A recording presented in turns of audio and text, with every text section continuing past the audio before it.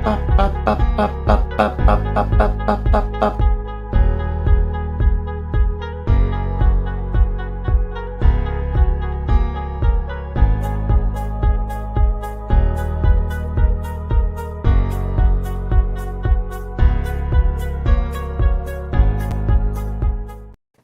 slag want to watch Danny.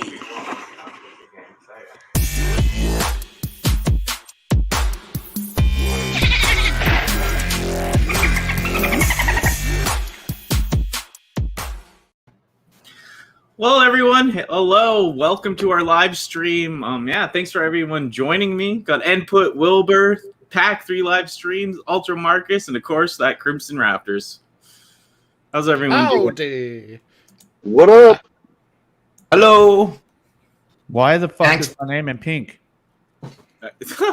Do you want me to change it? I'm just kidding. No, I'm just kidding, Danny. Oh, the blue. I tried to do another color for everyone, but the blue didn't line up with the blue and the purple. So that's Marcos's favorite color, pink. Cotton candy color. We have our own. Can we have our own individual colors? Can I have glitter on my name? I wish. Yeah. Could you do that? Marcus, don't turn into a freaking. I know you're turned into a celebrity on all of us already, but man. I would like crimson. Big surprise. That's not even a You're real getting color. nothing. Ooh. I can barely hear you, Emma. You'll get what you're given, and you'll be happy with it, Crimson Raptors.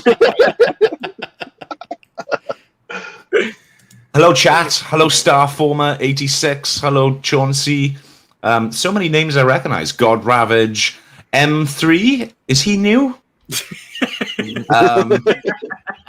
Lone-handed gaming. And there you go. And Optimus Wilbur. Oh, he's here. Hello, Optimus. I can see you in the chat, Optimus. I know. I wanted to say hello, everybody in the chat, but no. Hi, Marcus. Hello, Scotland. Dude, don't even try to get me to do a Welsh accent. I still can't do that. All right, but. Alright, but. That's the best I can do, dude. That's it. That was somewhere in between India and Bangladesh, I think. That might have been Pakistan, probably. Robots in disguise, indeed. So, God Rabbit says, "Let's say go." Go.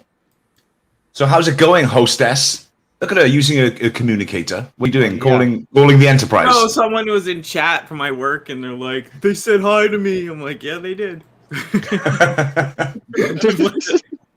What, are they in the chat here? Yeah, I think it's Lone Hand Gaming. But Hello, Lone-handed Gaming. Hello, Danny's work colleague. Gaming. What are you playing? What are you playing right now?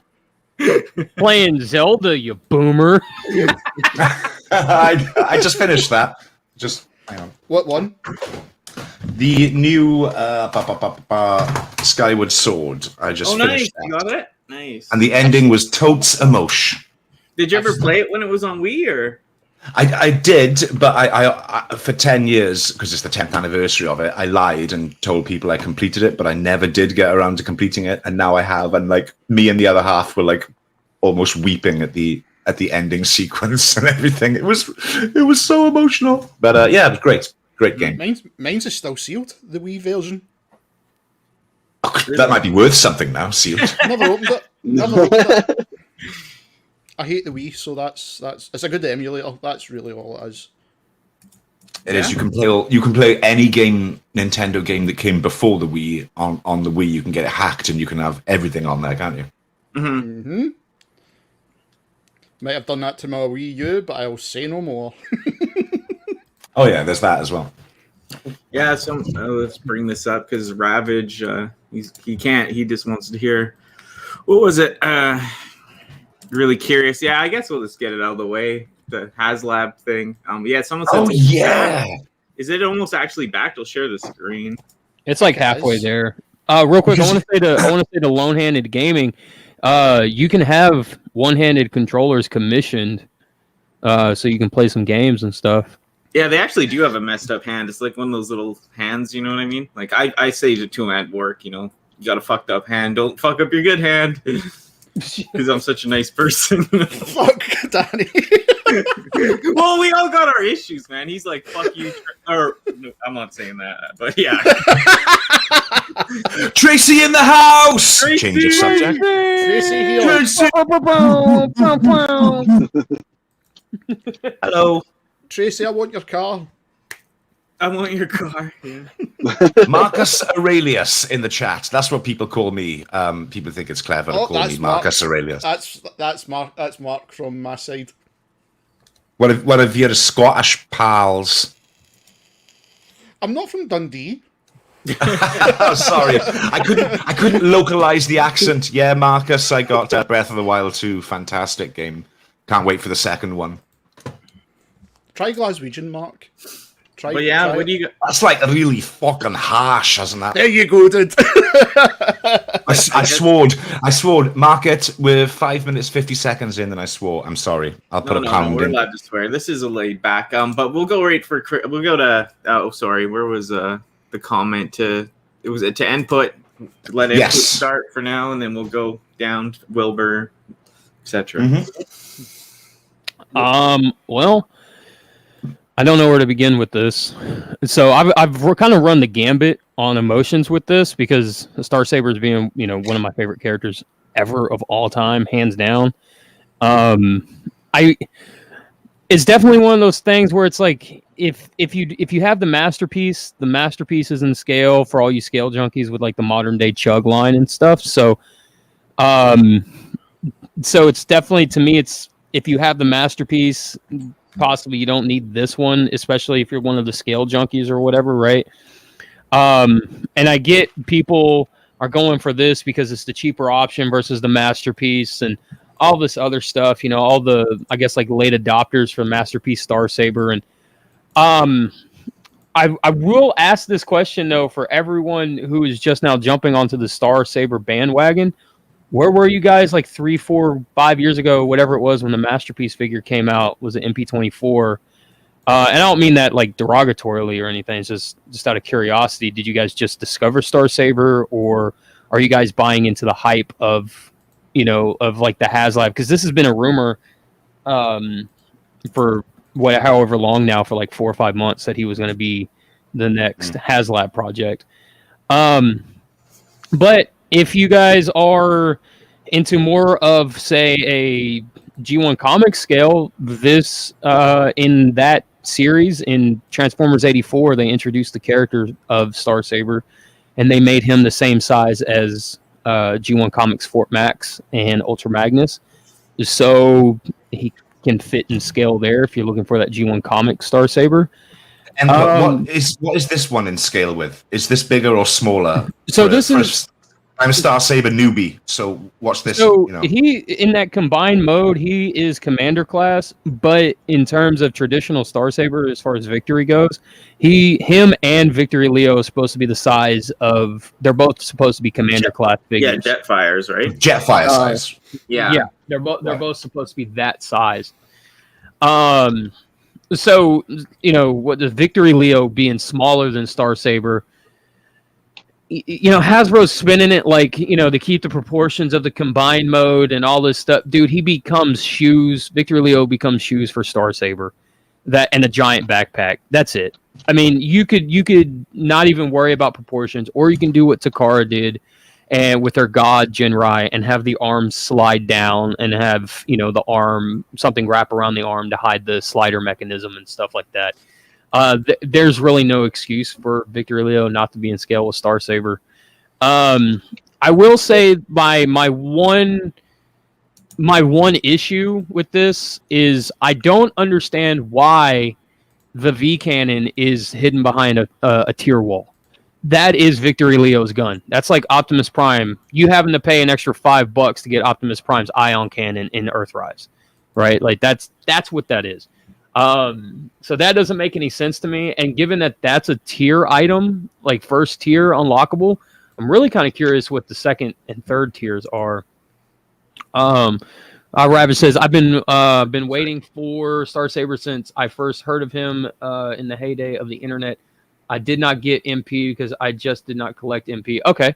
I did almost buy him a few times. Okay. War for Cybertron from Chauncey regenerated my interest from when I was a kid and didn't know about the Japanese stuff at the time. So Japan stuff is pretty much all new to me, other than the okay. Yeah. So it's just like I said, it's just out of curiosity. But I do also think that, you know, I think anybody who says that, you know, this is only appeals that, you know, basically Hasbro's running the chance of it's a Japanese character who won't sell at retail. This is why they need the backers, and I think that's a crock of shit. To be honest, I think that's a cop out excuse. Because out of everything that they've released, I mean, everything in the last, say, since Combiner Wars that's gotten a figure at retail. Even the exclusive stuff like Lio Kaiser and Combiner Wars, you know, that's a Victories character. And yeah, it's an Entertainment Earth exclusive, but the figure was already produced. It didn't need any crowdfunding or anything else. So they took the chance on a Victory Combiner to be made before Star Saber. And they're saying that Star Saber is the one that needs the backing. I'm not buying it. And then I'm also not buying it because we're also at 5,000 in 4 days. So we're halfway there, and there's still 33 days left to go. So it'll be for sure back though, right? Yeah, that, like, if it keeps going at the pace it's going, like in what, 4 more days, it should be backed. So like I ordered 2-player. I'm doing my part. And fuck you, P.A.K. You did spell my name right. You dumb. Thank you. That's let's keep a counter. That's number one. Well, like I said, input. If you remember back to one of the tales I done with you and Danny, when they said it was Victory, we all said it's going to be Star Saber, and I knew myself after the hassle you had with the Unicron, and the mess, so to speak. The backing system, and obviously the information it got told to everybody, and the lack of information, I was hesitant, but I knew myself the minute it was Star Saber, I'm doing it. Do you know what I mean? yeah, like Deathsaurus, Star Saber, Overlord, they're my holy grails to get in G1. Being a fan in the Japanese series since I was young, so now that this is how we're going to get it. I'm the same as you. I don't think that it should have been a HasLab. I think they should have just launched it, because I still think it would have done well. Because if the fans are looking into like other models that came out just in the normal lines that was Japanese only, why was this one behind like all the paywalls? I don't think it's going to get to 20,000 backers. That's my only concern. I don't think it will get as high. Yeah, I don't think we're going to see the third tier. I think we'll be lucky to see the second one, because the second one's what, 15,000, I think, right? Yeah. I think we'll be lucky to see that, but I honestly don't think that we're going to see the 3 tiers. And I think it's mainly, if I'm being honest, that HasLab, as far as like Transformers HasLab goes, they have a really, they didn't leave the best taste in people's mouths with Unicron, right? So, and after seeing the Sentinel and Galactus, where people could argue, look what Hasbro has learned from Unicron and the Sail Barge and Cookie Monster, right? I think people are looking at it like, yeah, but look at what we didn't get with Unicron. We didn't get lights. We didn't get sound. We didn't get, and it's $400 for Galactus, and he's bigger than Unicron, so it's the same amount of plastic. Why wasn't my Unicron 400 instead of 575? So there's 2 ideas to be shared there, or two minds to have there, and the price on this is what I think is interesting too. It's $180, and they're trying to spin it as if, like, I don't want to say you're getting like a bad deal or anything, but at $180, a commander class is what, 80? Yeah. So 2 commander classes would be 160. So if you're looking at this, you're looking at what is it? A leader, a Voyager, and a deluxe figure and they all combine with the jet and everything. But even if you add all that stuff up, you're looking at 50, 80, 100, and then 110 if you want to add, the brain of courage in there. Yeah, I know some people were saying some shit about I'm just floundering now. Like how I got something to say. How it transforms. But yeah, you go ahead, Marcus. Can you put me on blast for just a second? Yeah, I just want to point something out. Celebrity gets whatever he wants. Nobody asks blast. I know that. Right. Okay. But this thing is hello everyone. This thing is $179, but it is also, if you take a look at this, hang on, I'm just going to load up Hasbro Pulse UK. This is a rip. It's also, oh shit, I've lost it. 180 pounds. Yeah, dude, that's the same price.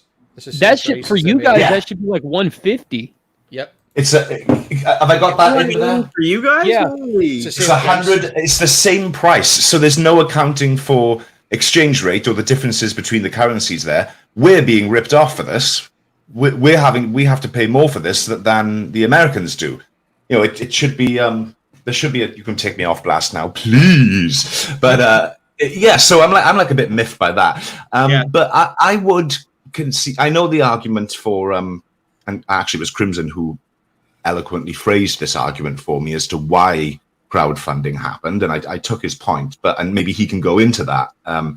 But I personally stand a better chance of buying this, and I don't believe I'm alone. I stand a better chance of buying this if I walked into the store and I could see it, or rather I could see its box. It wouldn't have a window, obviously. Yeah. But if I could walk in there, see that on the shelf, and if I could see reviewers showing it and talking about it, then I could very well be tempted to buy it. But I'm not inclined to back, again, echoing our friend Gotbot's opinion here, that maybe the largest toy company in the world shouldn't be crowdfunding. They should have faith in their product. I'm channeling my Gotbot. I'm carrying water for Dennis here.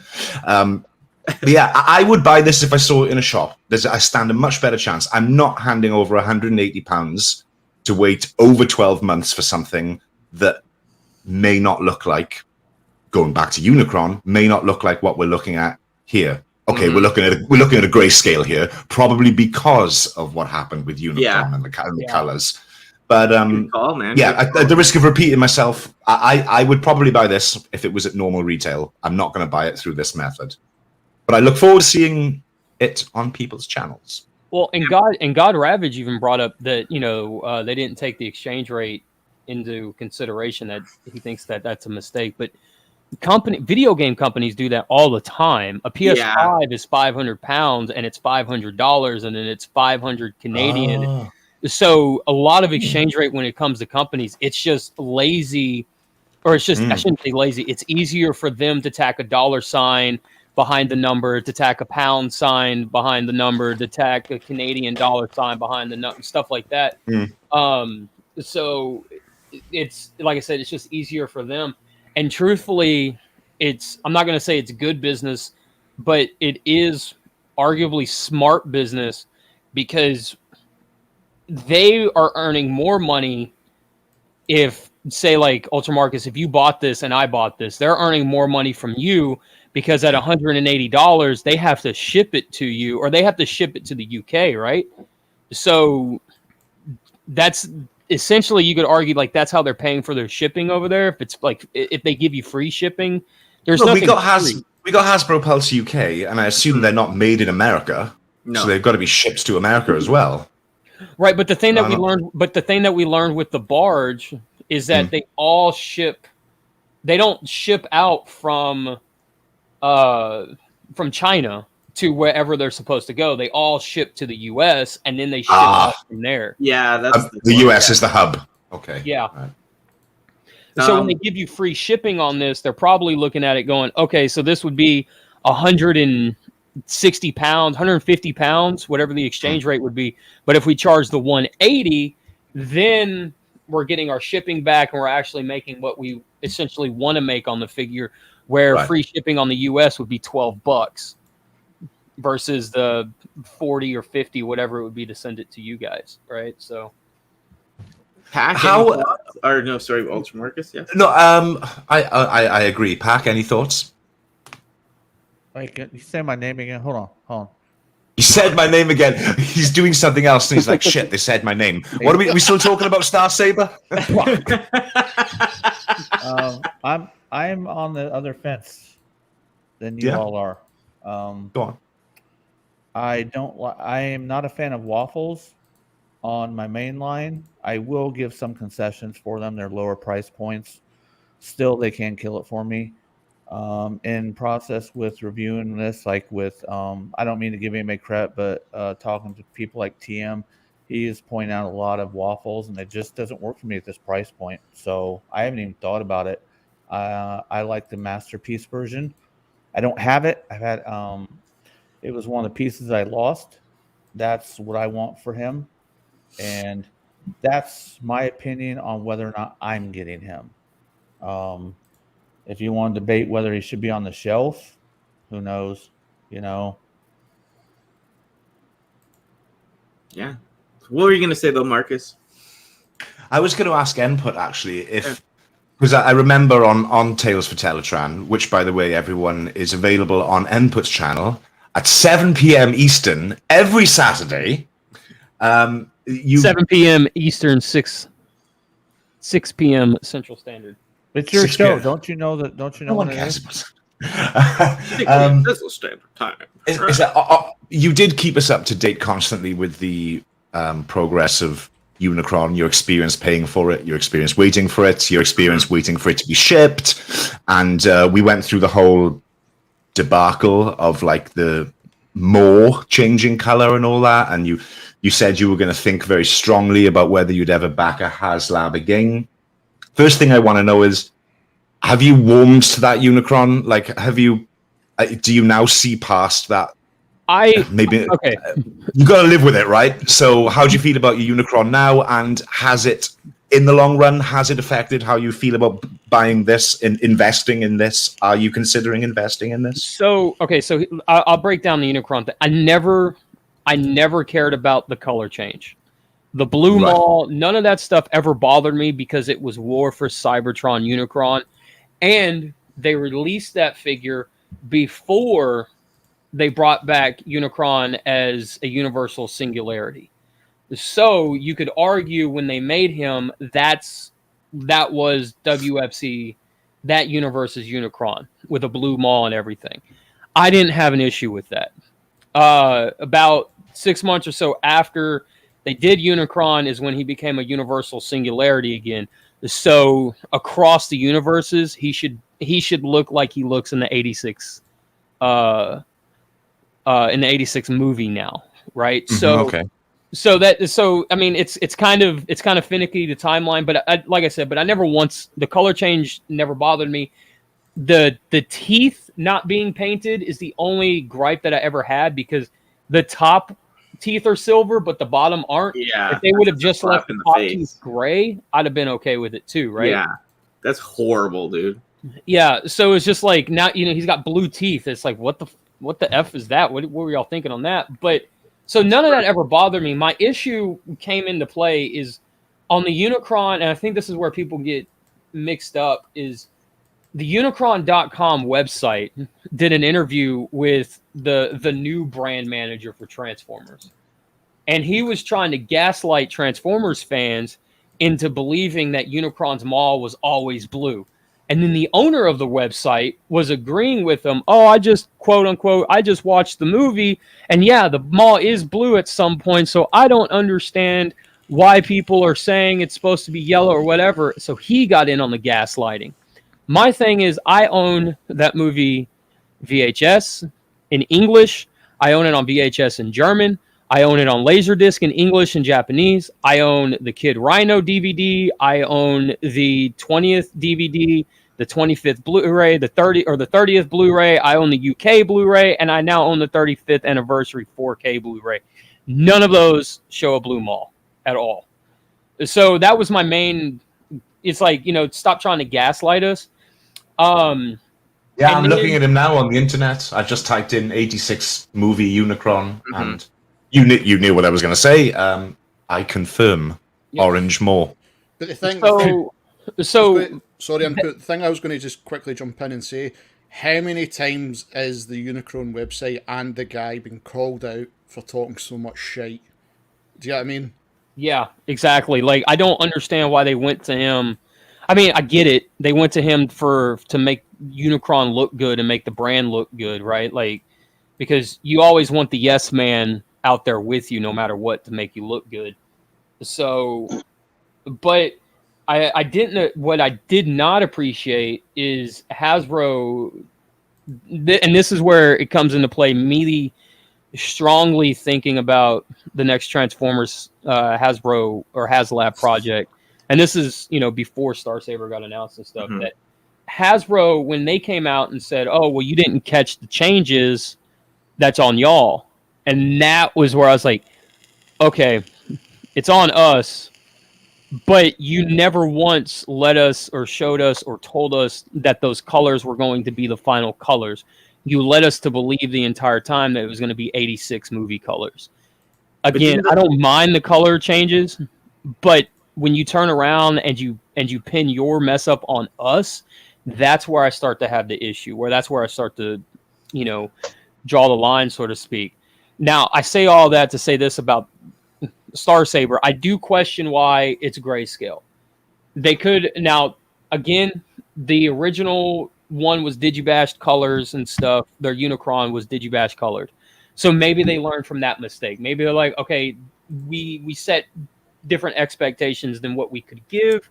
So we're only going to show the prototypes and the grayscales and stuff. We're going to show what we have, right? Now, if this is truly Star Saber, he's going to be red, white, and blue in the proper colors and stuff, and that's fine. But I will also say that Danny backed it, and this was Danny backed it, and it kind of got me thinking like maybe I should back it as well, and I ended up backing it because Danny backed it. I have that influence, I know. Peer pressure. Well, and it's mainly because I could sit here and I can be angry about Star Saber not being a commander class. I could, it's not based on victory scale and all this other stuff, and they even label it Transformers Victory, right? Like it, War for Cybertron, whatever. But I could sit here and be angry about it, or I could back it and essentially, now I blame Danny, right? So, but Enabler, everyone's turning on me, Input. Enabler, Rudy. Enabler. Yeah. Well, At least you're not blaming me for backing it. well, no. So here's why I backed it, because Danny backed it, right? Because I could sit here and be mad that he's not in scale, he's not this, he's not that, right? As like the huge Star Saber fan that I am. But then if I do that, then it kind of pulls me, like, then I start getting away from the Transformer fan that I am. I've never really cared about scale, but there are certain characters, like Jetfire.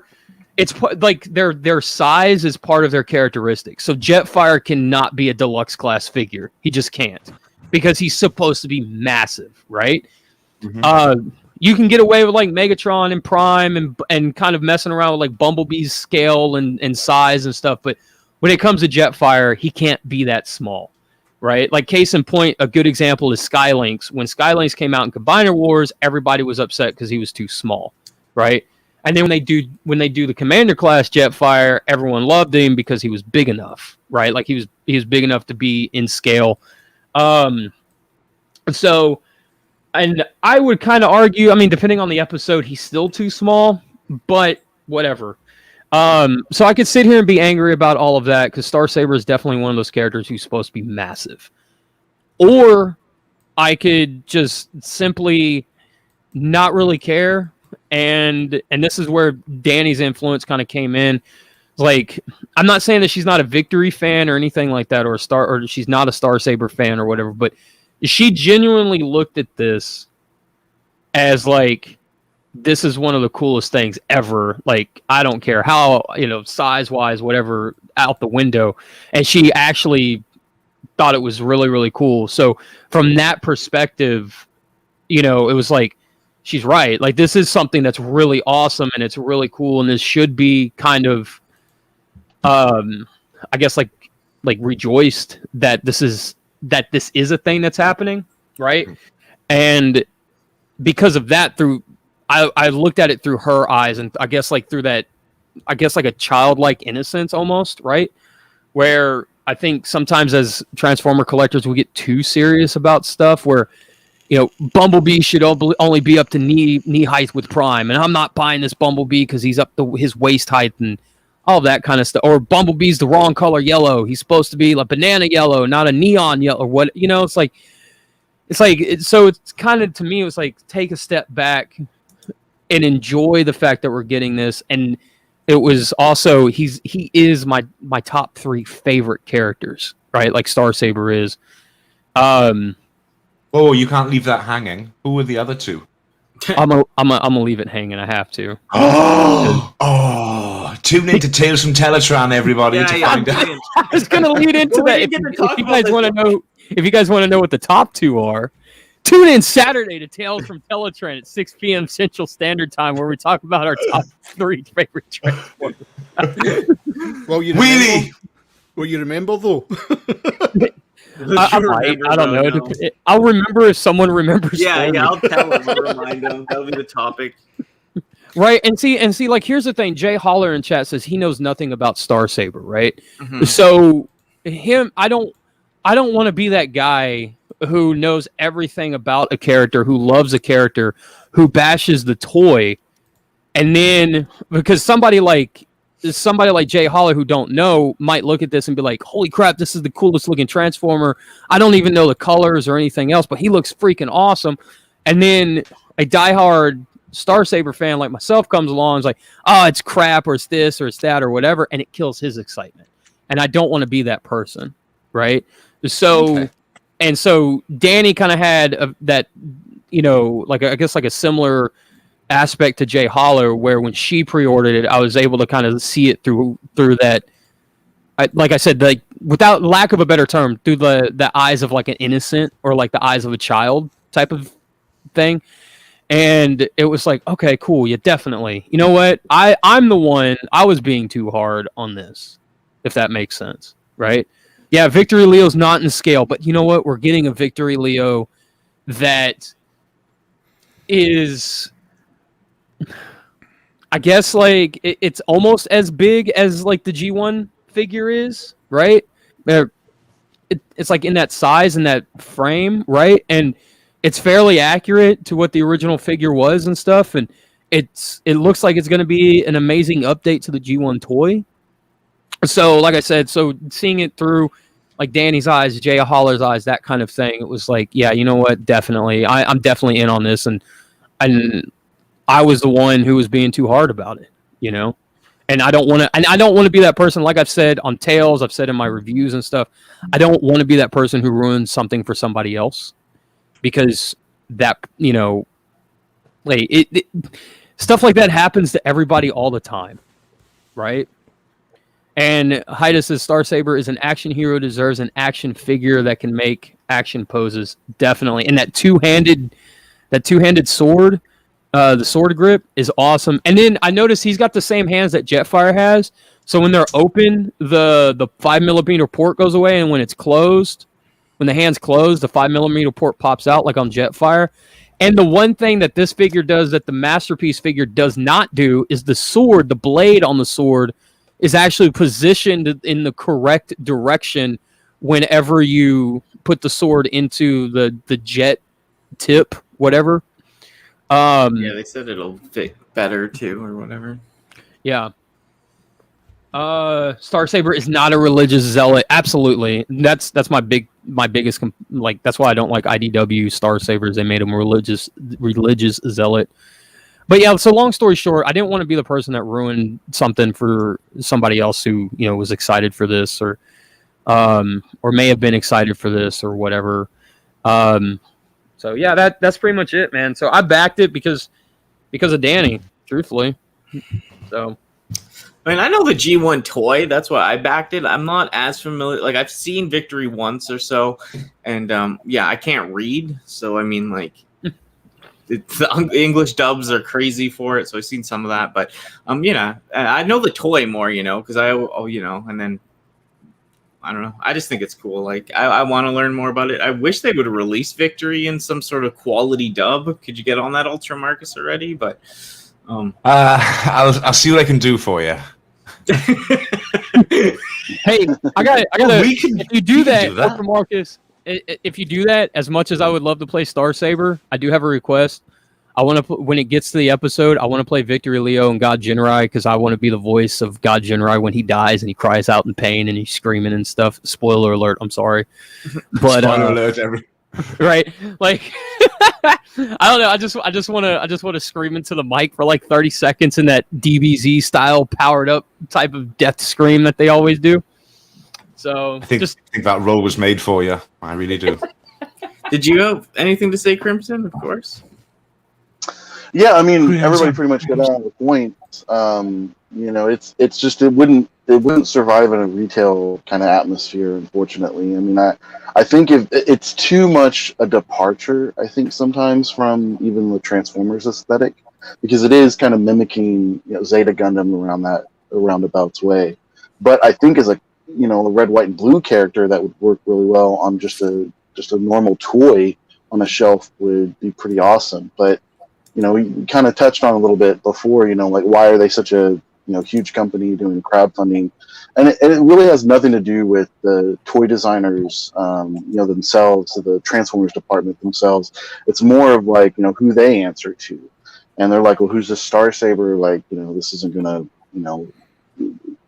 sell. It's gonna take a lot of the budget, blah blah blah.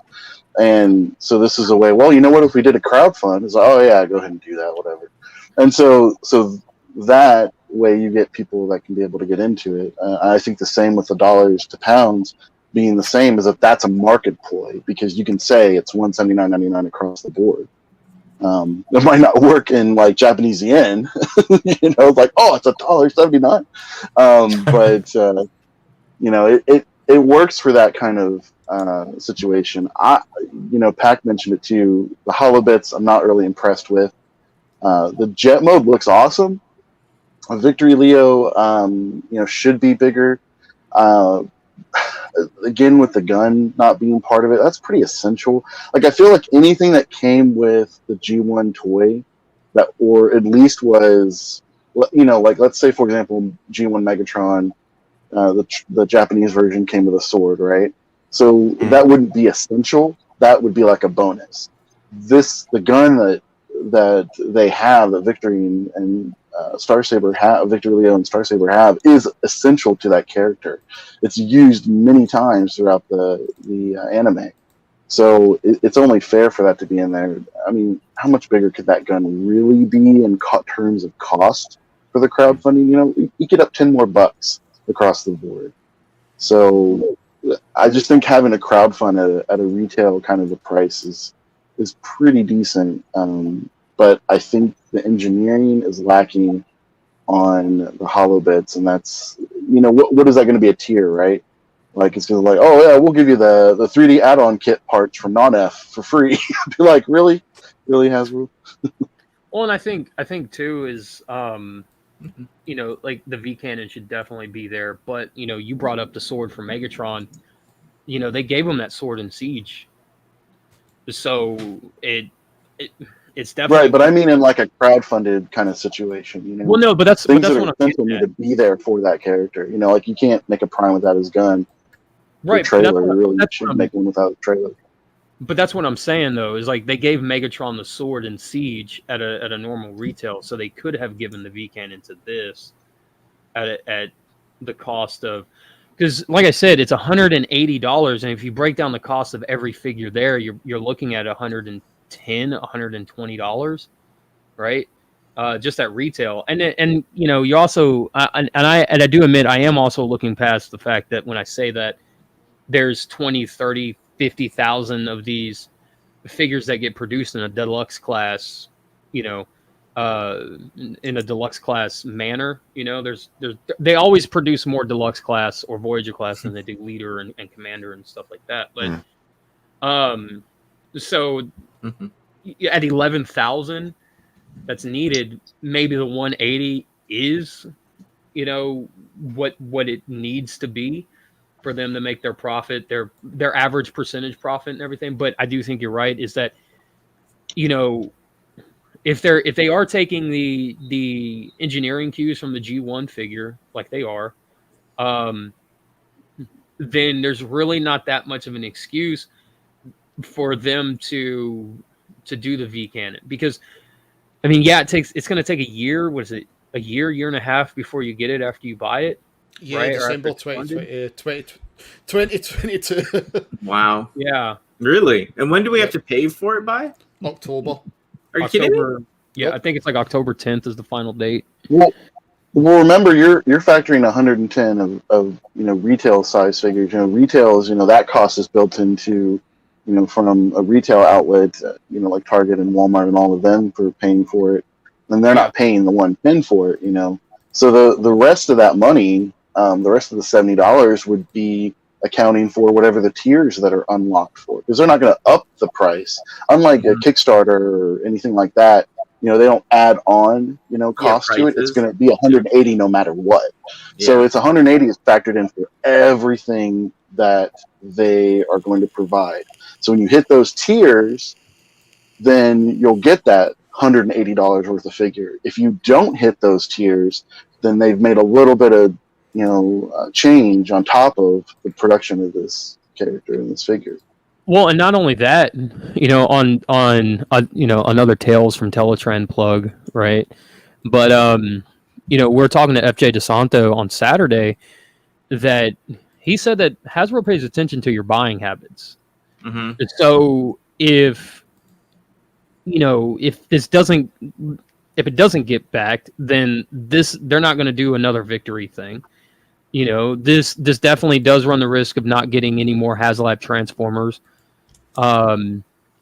Just because, you look at it from a corporate perspective, the last, we did Unicron and that barely scraped by. And then we did Star Saber and that didn't get the goal. So, maybe we shouldn't do HasLab Transformers anymore, right? They do pay attention to all the buying habits and stuff. And especially they have the ability now with HasLab or Hasbro Pulse bringing over, stuff from Japan, from Takara, like the Technobots and or the what is it, Abominus and the Japanese version of Abominus and Volcanicus, right? So they do pay attention to all of that, and I think if I'm not telling anybody to back this or anything, but it's definitely one of those cases where if you don't, they're going to pay attention, and if you do, they're going to pay attention. So if you want anything, if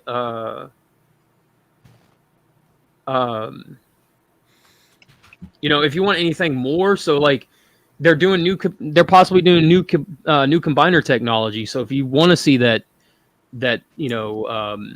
Dino King or whatever, this might be the only way that you get it. Mm-hmm. So yeah, I mean, Unicron didn't eke by. It had like what was an 8,000 cap, and it made like 12,000. So it made 4,000 over what they were even expecting it to do, or maybe it was 6,000. I forget now, but yeah, no, the barge was 6,000. I think the Transformers was 8,000. Because they're interdepartment war, like, I can sell more Transformers and you can sell Star Wars barges. I do think that I was kind of hesitant of this kind of even being fulfilled because it is such an obscure character. I would almost say this amount of backers in such a short amount of time is like, oh, well, they funded Unicron, this is going to get funded, back it. But there's always people that wait for the last minute, even at that price. Yeah. But they'll wait to the last minute. They want that guarantee it'll be funded because they don't want to tie up this or that, and like then they, what I mean? Like it's that kind of thing, right? Yeah, it was like I even said people could afford to back two. A lot of people back two. I back two right off the bat. So I mean, that's good. Well, yeah, and I see that happening too because people are seeing. Unfortunately, I think that the people that are backing into it may end up actually being scalpers too, because they're saying, "Oh, if I buy this as an investment, flip it later." Not realizing that maybe the market is higher for Victory Saber, not because of the fan demand for it, but because of the fact that there should be fan demand, because that happened with Unicron. But Unicron is far more universal through different series. Victory Saber's had maybe 2-3 outlooks on it. I think he was an animated as well, or a glimmer of him or something. But the IDW one, some people remember that. They shouldn't, but they do. So Well, Star I Saber's don't only know. had the G1, the Masterpiece, and now this. Yeah. As far as first party goes. But I will say this, where I think what they did wrong on this, the V cannon should have been included, and then tier 1 it should have been, something like Jesus, what's the kid's name? Jan, right?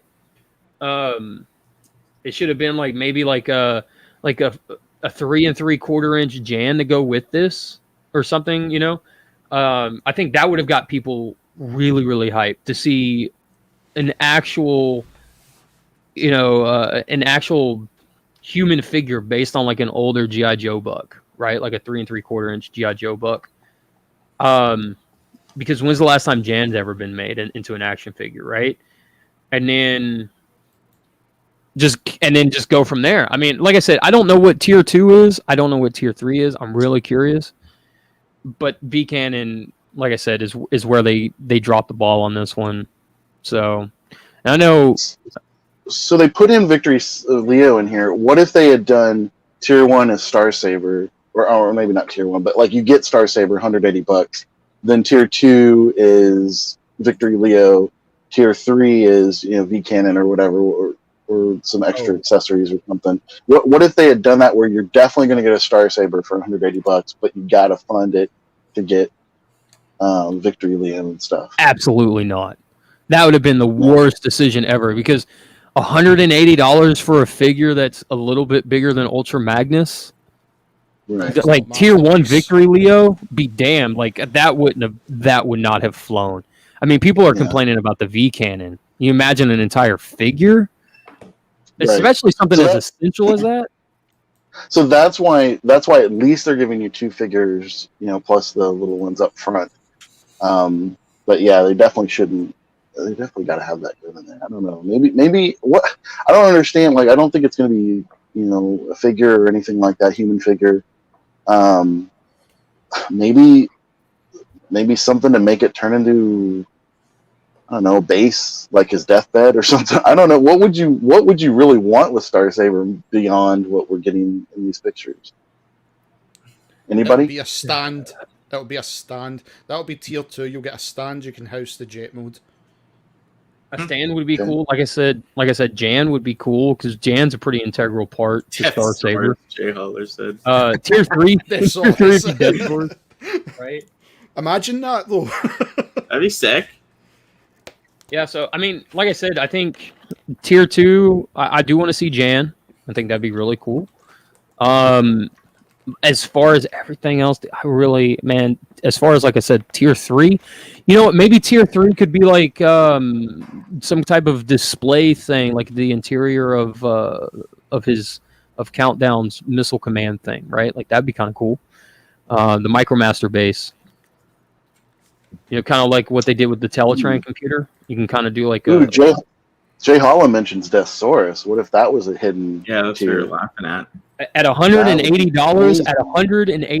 Deathsaurus better be the size of Star Saber or Victory Saber when he's in combined mode, right? You don't want to have Deathsaurus is only the size of Star Saber, though, not Victory Saber, right? Because Victory Saber was to battle Lyle Kaiser. Oh yeah, that's true right? too. So, P.A.K, what did you want to say? I want to touch. I'm not trying to deter anyone from buying anything. My particular, everybody's got different, whether it's issues or particular niches or just certain things they can or can't do. When you start running out of room, I can't buy every iteration of every character that I love. When it comes to what I want to collect, it's going to be something from the best representation from the '86 movie. It's going to be the best representations I can get from the Japanese continuity. That's my main bag. So when I see there's another Victory Saber, as I want to make sure the input understood this, it's not me deterring people from wanting to buy it. I have to make decisions. So when you have to make decisions, you have to look versus you have to find out what works best for you when you can't have both. Yeah, and that's totally true, 100% true.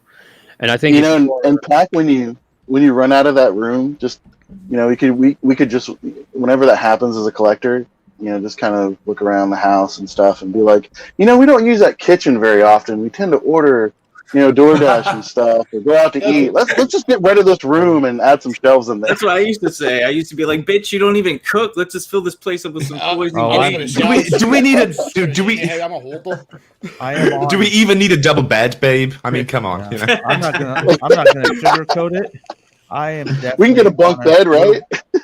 Yeah, I'm definitely on a little level of hoarding right now, and I'm probably gonna have to do some claim sales on Instagram. I've got to move some stuff out. I think we're all dibs on that Black Zerk. Yeah, the shit is in my living room now, so and it's not displayed. So same, it's not that I'm a bad person. It's just that you go through different phases as a collector. Okay, we love a lot of shit. I don't have a mansion to put them all, like M3 does. That dude's got toys from his garage to his bedroom. I don't have that option, Right. So unfortunately, when it comes to this, that I would love to have every representation of this, the generation, the G1, the Masterpiece, the Iron Trans version, the Planet X. I would love to have them all. I would. I love that much, but I just can't. So I have to scrutinize it, even though all the companies that are making the filler kits. Hasbro knows that that's going to happen, so they can be a little lazy with stuff. So that's the thing. Yeah, so, market's open. Yeah, I think that's probably why they've given up on decals as well. Which I don't know. I don't know at what point they did that. They may have done that 20 years ago, but they know that Toy Hacks have got that covered. Mm-hmm. I mean, long live Japanese G1. I mean, love it. So I fully expect this to be backed. I don't think it's going to go undone. Oh, it will be back. Yeah. Yeah. So I'm seeing treble, 3 cups, 4. Yeah. So if you can't find a cup anywhere, anyone, there they are. Army building is not is not hoarding. Cups, Well, these are the Titan Returns cups because nobody wants them, right? So they can make excellent. As Megatron once said, they will make an excellent Decepticon army. So I just they're going to become Decepticons basically. So they may be Autobots for a little bit, and then they'll become Decepticons. But you're going to paint them. Yeah, eventually. This one is the only one that didn't have flintlock, which is a little head, and is 2 guns. So, but all the other ones came with it, which I thought was quite rare. But this is the U.S. version of Cup, by the way, because my Japanese Takara Legends one doesn't look anything like this. So it's cool that they can kind of intermingle, and it doesn't look like you got 5 of them on the screen. I like the way you've got the new two buzzworthy bumblebees in the corner there, playing it cool. No, keep it cool. Don't focus on them. Keep it cool. They look great, man. This one's my pancake maker. See, that's what that is. Looks nice. I did notice him transforming in your new stop motion trailer. I noticed you squeezed him in there. Very tastefully done. Yeah, I tried to put him in there as I think there's only me and one other guy at that time had the Origins Bumblebee in an actual animation, and so I had to put him in there. Obviously, if I had probably made a little more prominent of Bumblebee, because I don't have anybody cast for Bumblebee or anything like that, but he will show up, and I do have something planned for him, but. it's just such an amazing. That's the other thing too, is we're getting figures that we never thought we'd get. You know, a Cybertronian Bumblebee. We should have gotten that a long time ago, but now we're getting it with that modern engineering, with that. That was one of the input vote things, right? For Siege, though, wasn't it? No, there was no. No, this is. There wasn't like a. Well, I think Wheeljack they were gonna do though. That was a vote. Wheeljack. It was Wheeljack and Needle Nose was the fan vote, and they lost. Moss Toys is the only one that's ever taken a stab at this. And Mirage. But that was just to make a toy though. That wasn't like a Cybertronian mode. Yeah, this. Yeah, but if you look at the history of when they do fan votes like that, the losers eventually always get a figure, and I think that's what people were like when you look at like the Titans and stuff. You know, Triptychon finally came out, Scorponok finally came out, and because Scorponok lost to Triptychon in the fan vote, well, Scorponok finally came out. So a lot of those Titans on the fan votes were coming out. So I think people were mentally going, okay, well, Wheeljack and Needle Nose lost, but we'll eventually get Wheeljack and Needle Nose down the line, which we did at least get Wheeljack, but it wasn't the Cybertronian Wheeljack. So, yeah, but I think they said they lead it on to something about it being Cybertronian, right? Didn't they? Well, the fan vote came out during Siege. Oh, okay. And then the winners, like I said, Impactor and Mirage, they had their Siege. They came out during Siege, so they had Siege versions or what Cybertronian versions. So, yeah, no, I get it. Yeah, that's what it was. Yeah. But yeah, no, that's awesome. We'll still hang out for a while, but I can't believe the whole beginning turned out to a Tales of Teletran episode. Well, that's how you know they watched the show, because for like the last year and a half, Crimson's been like, why haven't they done a Bumblebee Cybertronian mode? And then finally Hasbro's like, fuck, you know what? You want one so bad? Here. And then here's like 400 of them sitting on Target shelves for you too, Crimson. Yeah, I finally got the 4-pack. It finally came in the area. Nice. Oh, Yeah, sweet. I'll make it. So controversial Transformers opinion right here. I like that Bumblebee better than the Netflix Bumblebee. Yeah, this Bumblebee's way better than the Netflix Bumblebee. Yeah. Even though I never even opened it, but just looking at it, I'm like, I want to shove that in my mouth. Oh, you know what? Since you have that, Since you get it in there, Danny. Get it in there. Rip that thing open and get it in there. Yeah. See, the Netflix Bumblebee's okay. I mean, I've got it, and I think it's okay. Yeah, it's okay. For sure. The other one, Repaint a Cliff Jumper. I don't know. Well, I'm the type of guy I would own it. That's the thing. I do want to, I'll add to that. It's called Worlds Collide. And the reason why I think they did that Bumblebee is because it's supposed to be an homage to the Bayformer Bumblebee, the Camaro. Since that, I mean, it's obviously it's not a Camaro, but if you look at it, it kind of has like that squared off body of a modern day Camaro.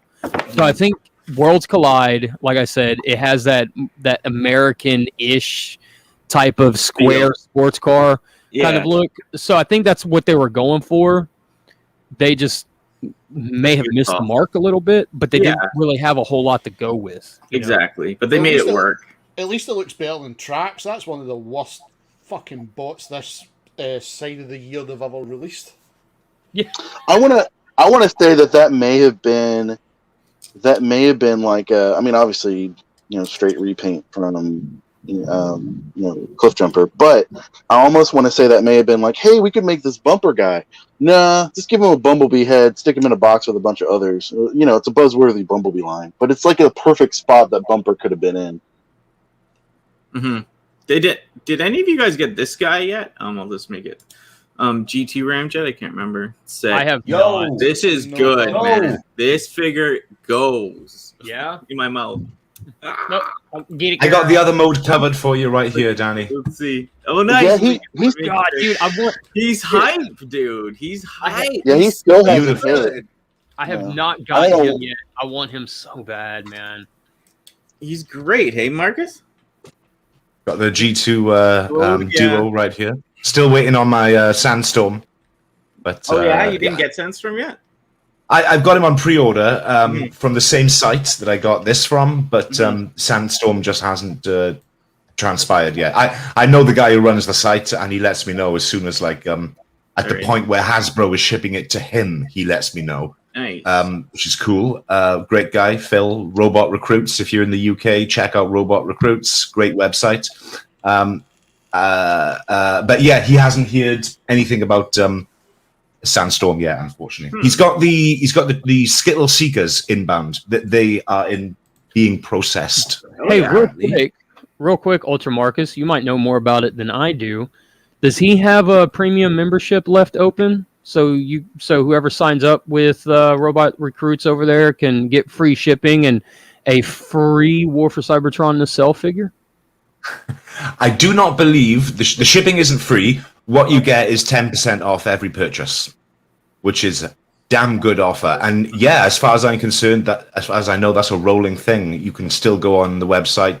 You pay 20 quid for a year, and for that you get advance notice of things, before they go up on the site, and you get 10% off everything, which is really good actually if you think about it. If you're gonna get a little haul, like I got Scorponok today, 10% off 140 quid is not to be sneezed at. Yeah, if you can still.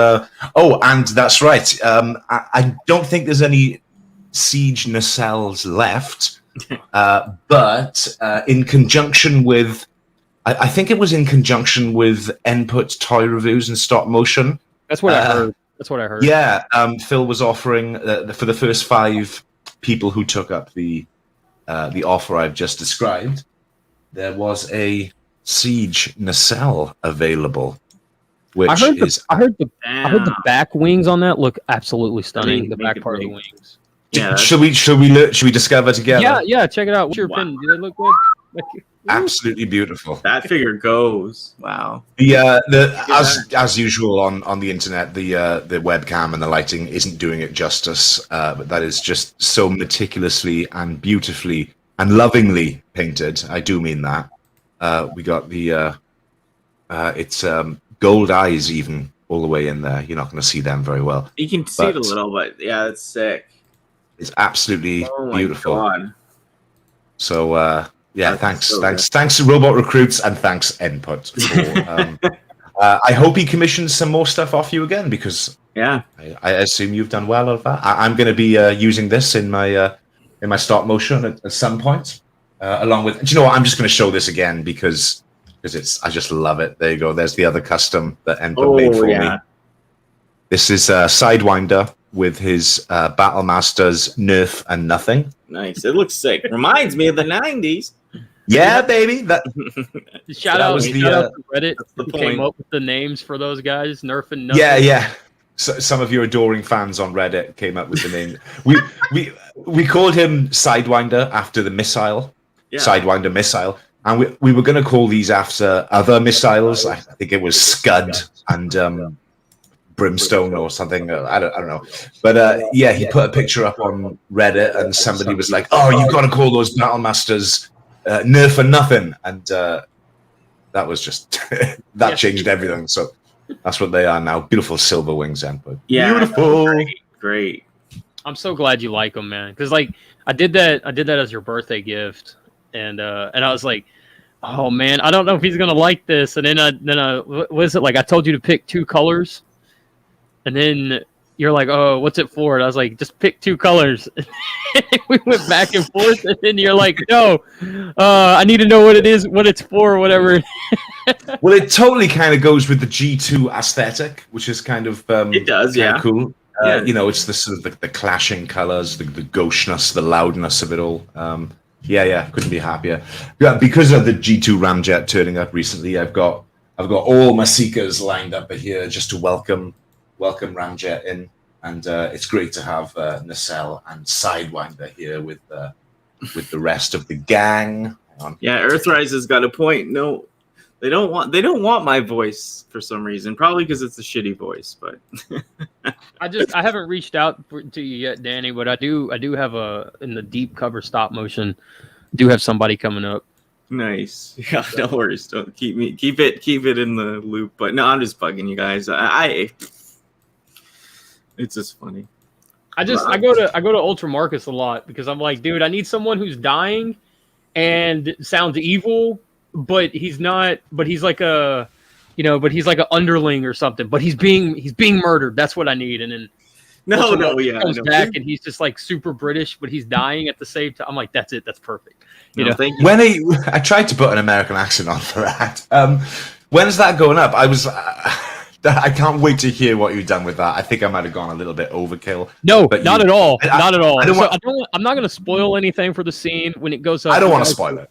Yeah. Don't spoil it here. But I'm not going to spoil. I'm not going to spoil anything. Like that's the thing. Like I came into your guys' thing. I'm just more of like a reviewer, like vlogger type style channel. You guys are like all like the stop motion voice people, right? So, Yeah, but I mean, you're part of the crew, Danny. So for sure, but No, I don't. I've never been offended. It's nothing like that. It's funny. I was just cracking up. What's his name asked me to do a voice thing for him, and then I just got so busy, and then I have to reach back out to him. Feel so bad. Film FX or whatever. I gotta reach out. Dude. Well, Danny, yeah. I think like some things are, like I have reviewers and people that have never done any kind of voice acting stop motions at all in my animations, and it's finding that voice, and I think sometimes people are afraid to ask and reach out because you don't want to keep cycling through like the same 10 people that are just in the free kind of YouTube stop motion animation community.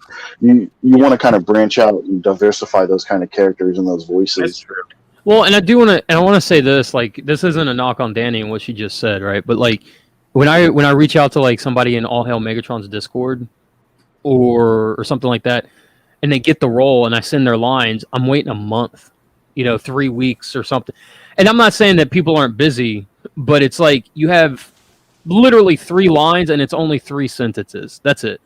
And when you try out, I want you to use the voice that you got the role for, right? So like if you're doing Ultra Magnus and you do a perfect Robert Stack and you're only in this episode twice and you have 2 sentences, it's not like you have to come up with the voice, right?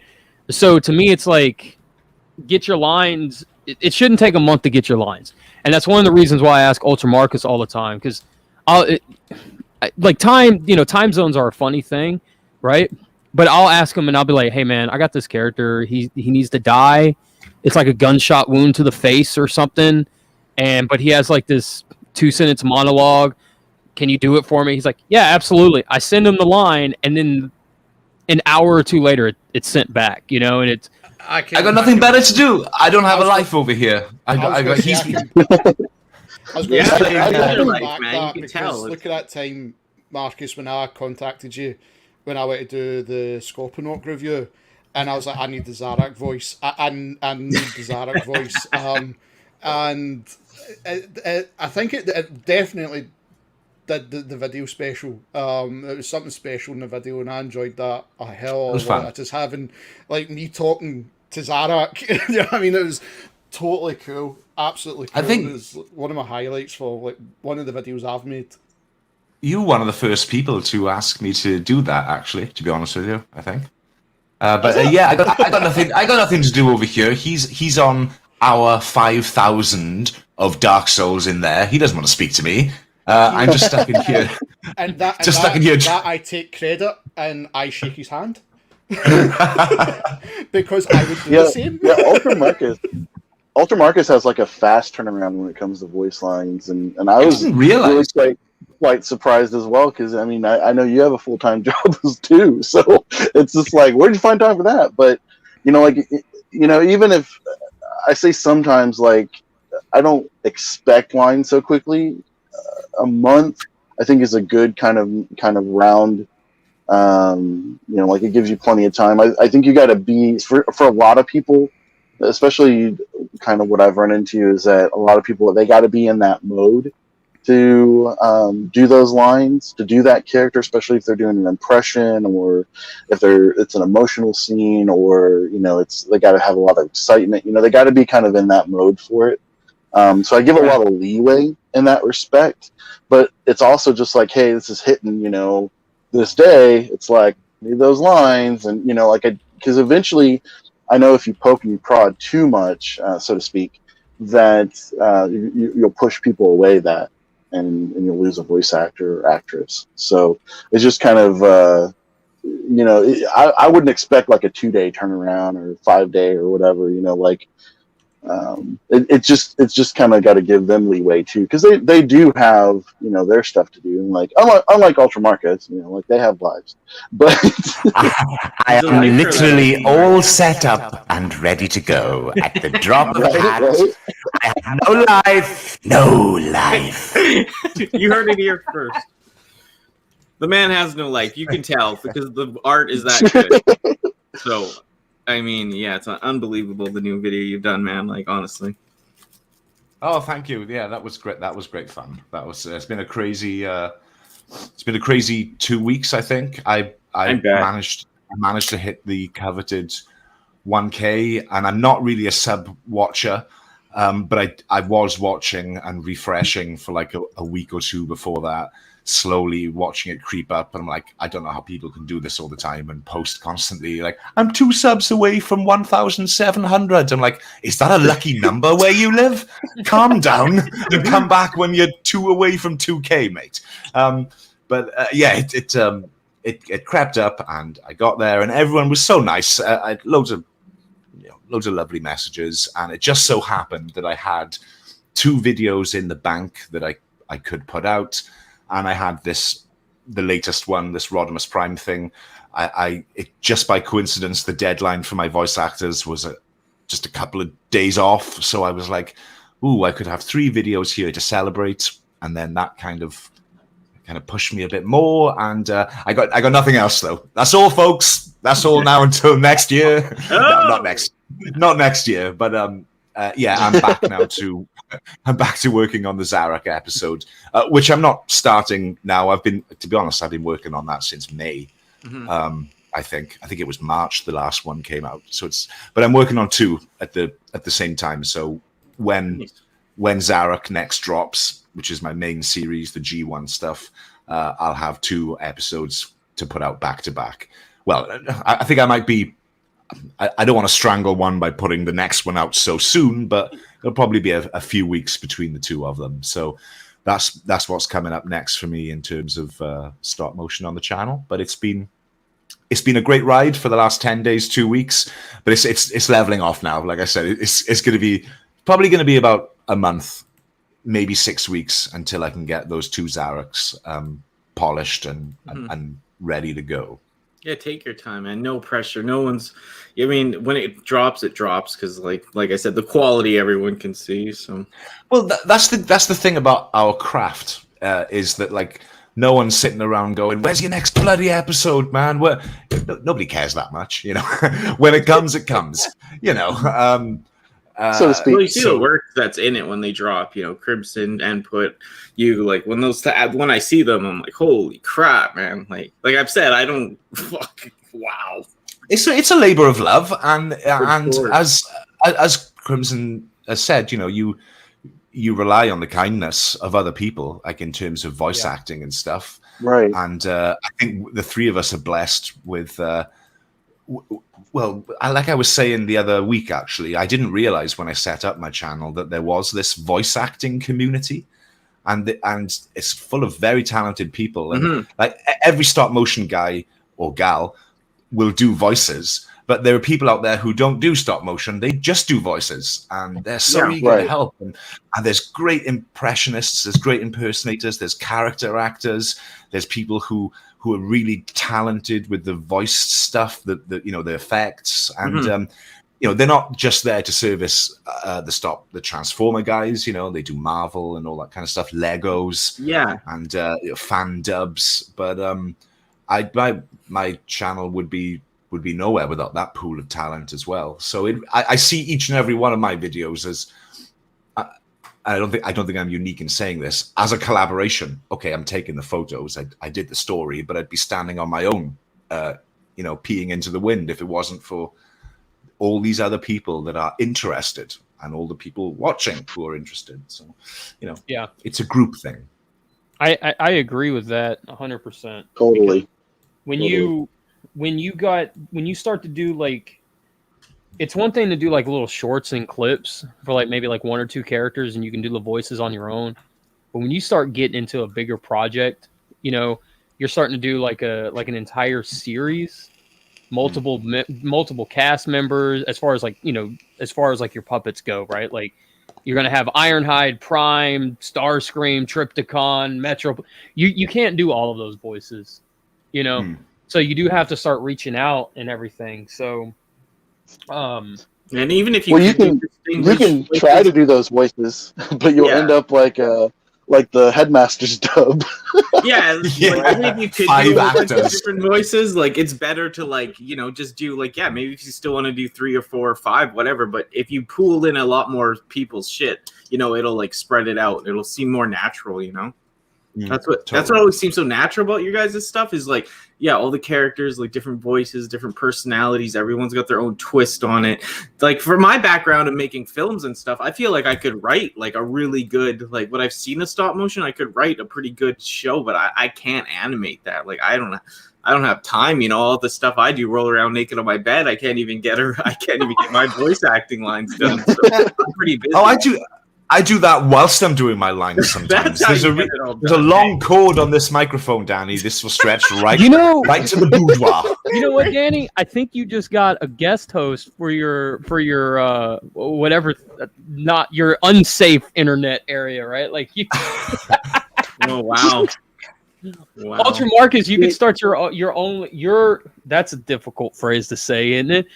You could start your only fan. Is that how you would say that? Yeah, that's how you say that. You could do that and just like roll around with your microphone in your bed and make like $1 million or whatever. Man, I'm too old for that shit now. You should have come to me 15 years ago. Oh, shut up. You're only a couple of years older than me, but you look younger than me. You're still fine. You should see the old whores on there now. Oh, wow. Danny's throwing shade, dude. Danny living underneath the tree where all the shade's at. That's why I'm so pale. Well, see, Danny, that's why you get the wireless headset, so you can kind of like overwatch that out, Yeah, no. I'm just saying, for me, you touched on why I couldn't do those lines so quick enough for the guy. That's why I couldn't explain. But Cribson said it perfectly.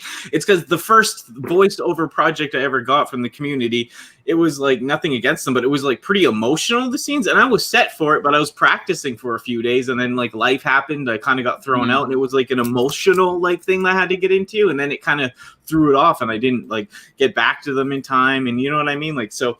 Like, if it was just like some robot dude and I was just doing a couple couple lines here and there, it was kind of casual, I probably would have been able to nail it out. But this was actually kind of digging, like pretty emotional, and then life. I know that's not an excuse, but that's kind of how I got derailed, I had no idea you were even interested in I had no input. I had no idea, Danny, that you had once put yourself forward for voice acting. Oh no, I haven't. I'm not one.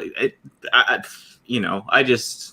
Because you guys all do your thing, it's not. But I wouldn't mind trying some more down the road or something. Like it does interest me because I, like I said, background in film and making content myself, like actual art type stuff back in the day. More film, obviously, not like toys and stuff. But, I like characters. I can do funny stuff. I won't be offended if you want me to do a male robot's voice or anything. You know what I mean? Like it's. But yeah, it does interest me. But I'm not too gung ho. I love watching you guys. It's cool, right? Okay, well, mental notes taken. Yeah. Absolutely, right? If you get the right character, don't force it. I'm not trying to say any of that, but if you do find the right character. I will say this to Earthman Brick in chat. I saw his comment. When I get around to the season 4 movie for doing the G1 season 1 movie, I'll hit you up for Galvatron, man. Because I'm not a big fan of Welker's Galvatron. I'm just throwing that out there. So if you can, Nimoy Galvatron is where it's at. Agreed. But I will also say, like, for me, as far as like voice acting and stuff goes, like communication's key. For me, like if you can't do it until a month goes by or whatever, that's fine. Let me know. Yeah. Because I can animate the other scenes and I can, and it kind of piecemeal the episode together that way, and that's fine by me. Mhm. But you have to talk to me. You have to let me know, because otherwise, if I send you lines and then a month goes by or like 2 weeks goes by and I still haven't heard back from you, and I send you something like, "Hey man, did you see the lines?" and you say yes, okay, cool. 2 or 3 weeks go by again, and then 2 more weeks, and I'm like, well, did he abandon the lines, or is he not interested anymore? And then if I send you another message and then you don't respond back for 3 or 4 days or whatever, then I'm like, okay, now I have to recast or whatever. And then sometimes I've recasted people, and they were taking a break from internet or whatever, right? And I didn't know that because I wasn't told that, right? So but I wasn't told that, so it was like, how could I know? And if I need the episode, if I'm making the episode and I need a voice, then I need to have that voice, those lines. So it happens, I guess, is what I'm saying. But Yeah. So you said something about the '86 movie. Yeah. Is that a dub, a comic dub, stop motion? No. So what I'm doing is eventually I want to do. I have a script, a very rough draft of a script written out for season 4, the movie. And so basically, it picks up where season 4 leaves off with those 3 episodes. The end of the Rebirth. The end of Rebirth, okay. Right. So it picks up with the end of Rebirth, and I have people in mind for the characters, but like I said, it's a script. It's not like a 5 or 6 page script for a 10-minute episode. It's a legit movie length script. So because it's a legit movie length, it's going to be. So far, I have it planned out for like 2 hours and 10 minutes of a stop motion season 4 stop motion movie for Transformers, and that obviously can change with like rewrites and different ideas if they come in, and if I decide to implement a certain idea instead of this idea or whatever the case may be. But it's also been like a part-time script kind of project, because I've been working on season 5 and trying to do like what I call private stop motions, where I don't post them up on YouTube. It's just for like practice and to keep, the knife sharp type of thing. Or just living life or going out. So it's always in the back of my mind.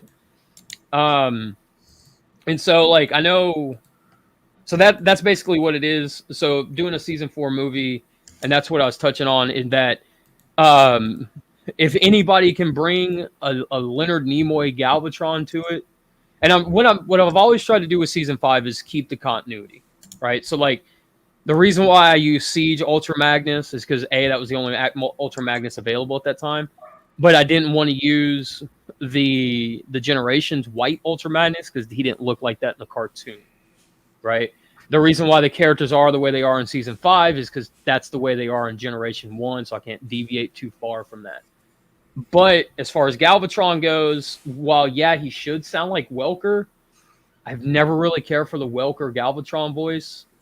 No. So I've always been a bigger Leonard Nimoy fan, especially in the delivery of the lines, right? If I'm reading Transformers fiction and Galvatron is in it, I hear Nimoy's voice for sure. Same here. Yeah, it's tougher.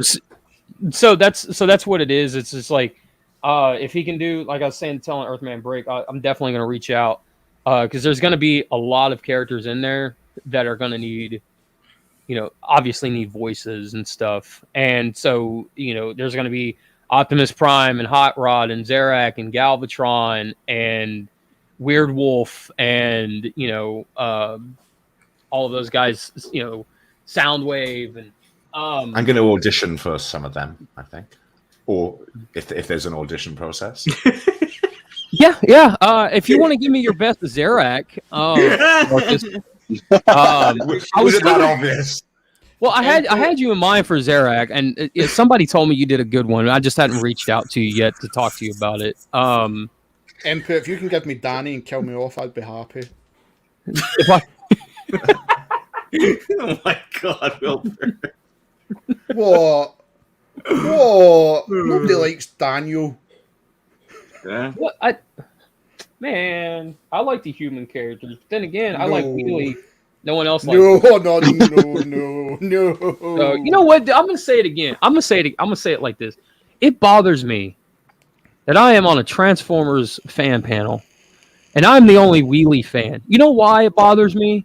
Because Wheelie is the only one who looked at Grimlock, said "screw you," and shot him in the face. No fear. Yeah, I don't mind Wheelie. I have the Trans Xbox Wheelie, never can transform it, but I hate that. I just hate Wheelie and Headmasters and all that junk. That's too much, you know. But in the movie, he's fine. I mean, like, come on, man. Grimlock, you guys are all like courageous Autobots, and that's what I love. And the most courageous one of all is a 12-year-old Bart Simpson clone, right? Like, and he shoots Grimlock in the face. You know, just but by the time Wheelie turns up with his slingshot, I'm still sitting there going, "Oh my God, did you just see Wheeljack? Oh my God, I'm traumatized." Right. And I'm just not in the mood for Wheelie. I'm still getting over that smoke coming out of Prowl's mouth. you know, I know. I hate that say- part when you saw Wheeljack. That like I was like, screw the Autobots when I was a kid, even. But like when I saw Wheeljack was dead, I was like, You know, I will say this about that scene that I don't think anybody else kind of realizes. Like, what's one of the most infamous lines, right, in that movie? It's like, I have better things to do tonight than die. mm-hmm. I hate I that want line. everybody. I love that line, and it makes Springer seem so heroic, right? But I want everyone to realize how big of a dick Springer is, because that bomb that he picks up is at Wheeljack's head. Okay, Right? when he picks it up and he says that and it's like he's insulting his fellow Autobots who died, right? As he's picking it up, right? It's like, dude, you're a dick, man. You're not courageous. You're a dick. Like, I can remember That's why I being like the dialogue that Ultra Marcus has in his animation for making of a I have wanted to do perfect. I've wanted to do that since the very beginning. I've wanted to have Wheeljack tell Springer, "I wasn't dead," and "F you," kind of thing. And Orbital Bacon nailed the delivery of that, I've got to say. But yeah, I remember being a little kid watching that, and somebody spoilt it for me on the schoolyard. Somebody told me that Prime died, so I was kind of prepared for that. And it's done with such dignity anyway. You know, there's a heroic fight, and there's a tearful goodbye. It's very moving. Yeah, but Wheeljack's just like comes up on the screen all dead and everything, and you're like, what? And then you're like, there's this green guy you've never seen before going, "Well, I'm not stupid enough to die." And you're like, "What? Sorry, mate? Who the hell are you? I've never seen you, but that dead guy, I love him." So that's why Springer was off to the wrong start with me. Poor mechanic guy gets killed. Well, and you know what? As far as Wheeljack goes, like in that movie when he died, like I know he dies off screen, but in my mind for like the longest time, I always thought he tried to stop like Devastator, and then the bazooka blew his head off that he built. You know, it's like he killed himself by accident. You know?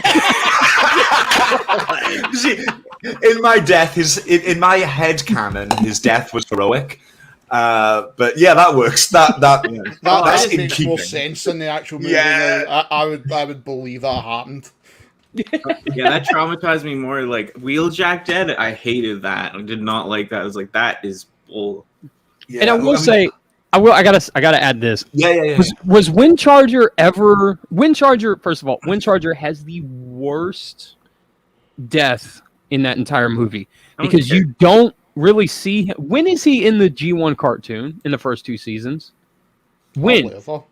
Like he gets like Wheeljack gets laid down right next to him, and every kid's like, "Who's that maroon guy?"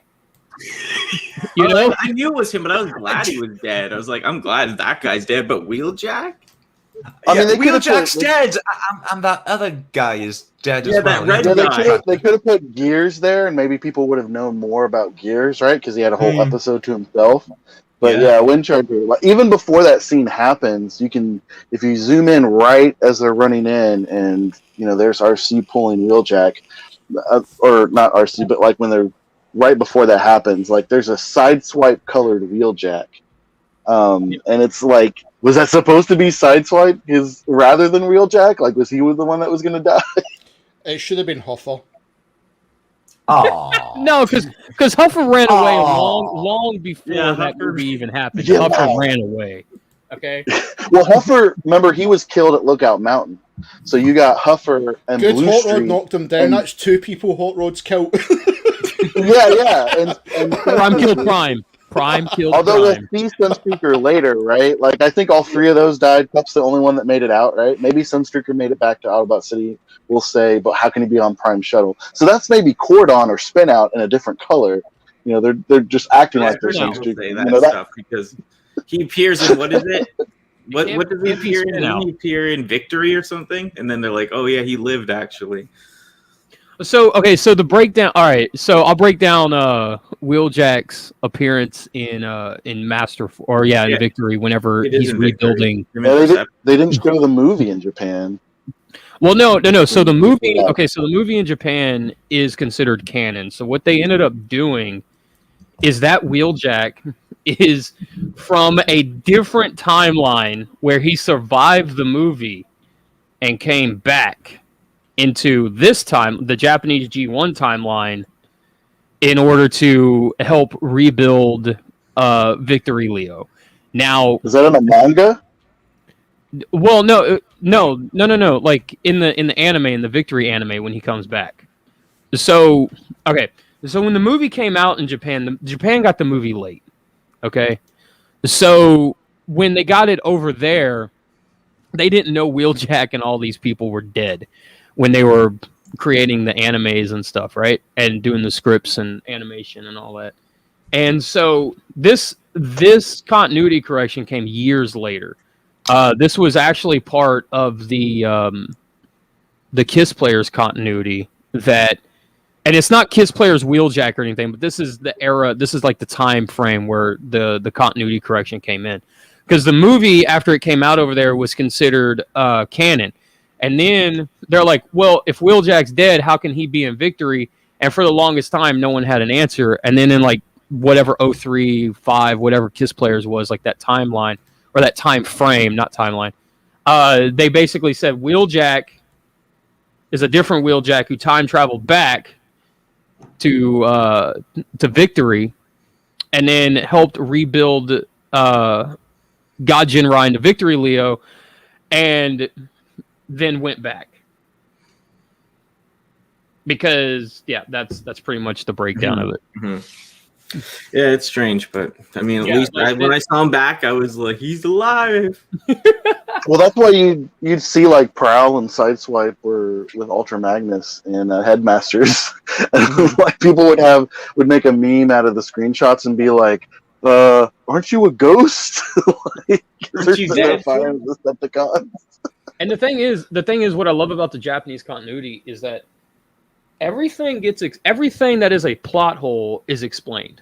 At some point within the timeline, you might have to dig for the reason and the explanation, like 100% truth on that. You might have to dig through some kind of fan forum site, whatever, from 30 years ago or whatever, and like you might have to dig a lot, is what I'm saying. But everything gets answered and everything gets explained, especially if you're reading the manga comic, the Legends manga comic, right?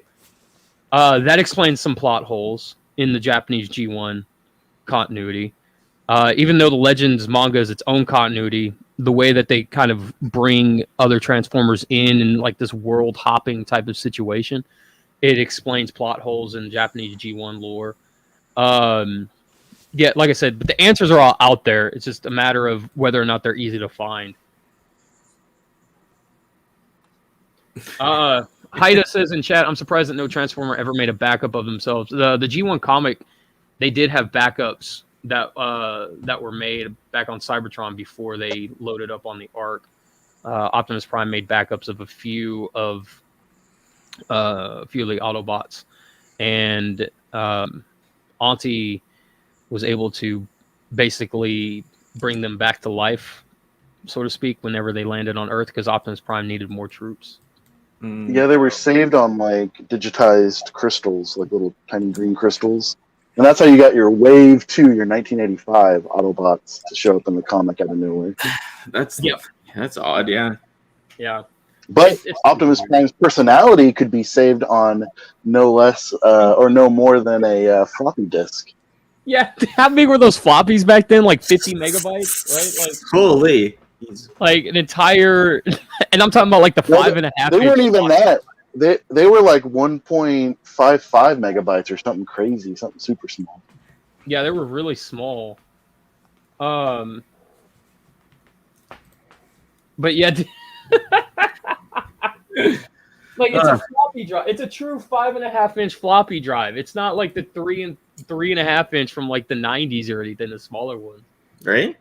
Memory crystals make more sense than a floppy. Yeah, absolutely. It's it reminds me in like Headmasters where they go to give the floppy like the Fort Max schematics to Zarak, and it's on a red floppy disk that's like the size of a transformer, and they're just like, here you go. Here's all the Fort Max information. Can we have our friends back? And it's this giant red floppy disk. It's like, dude, come on. Yeah. Like, I know it's the 80s and I get it, but you guys couldn't create something. It's a floppy disk. I think they thought that was like the future, though. Like, it's the craziest floppy disk you've ever seen.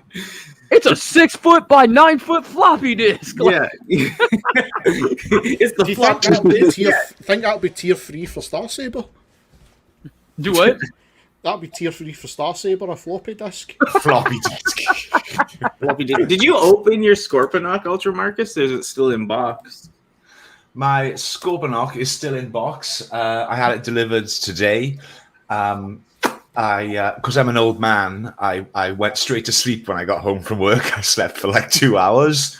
I woke up, I had food, and then it was only like half an hour until I came on here. So this beauty is still unboxed. Wow. Yeah, I can't wait to unbox my Zarak. I hear there's a scorpion in there or something like that. Some trans tector that I'm not really interested in. But what I'm really looking forward to. It's still better than the Ark, dude, so don't worry. Well, I saw we popped into the UK's most recognizable big toy chain, Smiths, which we always talk about. We popped into Smiths after work. I picked up that, which I already have, but I'm sending that to a certain someone for customization, and I'll say no more about that. But I was hoping to find, I was hoping, to be honest, to see Retgar, Slag, or whatever the heck it's called now. But no, there was no sign of any of that. I think they're the end of the year from what I'm seeing. I think the only one that's coming out September is the Sharkticon. No. Okay. Well, I'll pick up a no. Yeah, I see what it's all about. Big Bad shipped out Gnaw and what's his name? Grekgar. I have both, and Grekgar's hit the EBs here and everything. So because I don't you got the Slug as well, haven't you? Yeah, I got the Slug right here. I'm so sorry, but it showed up so early in my area. I've avoided all of your reviews because like I've got them incoming at some point, and I'm like, I'm not even reviewing in them in the Danny's worlds. I just hold it up and be like, "Look what I have," and you don't, bitch.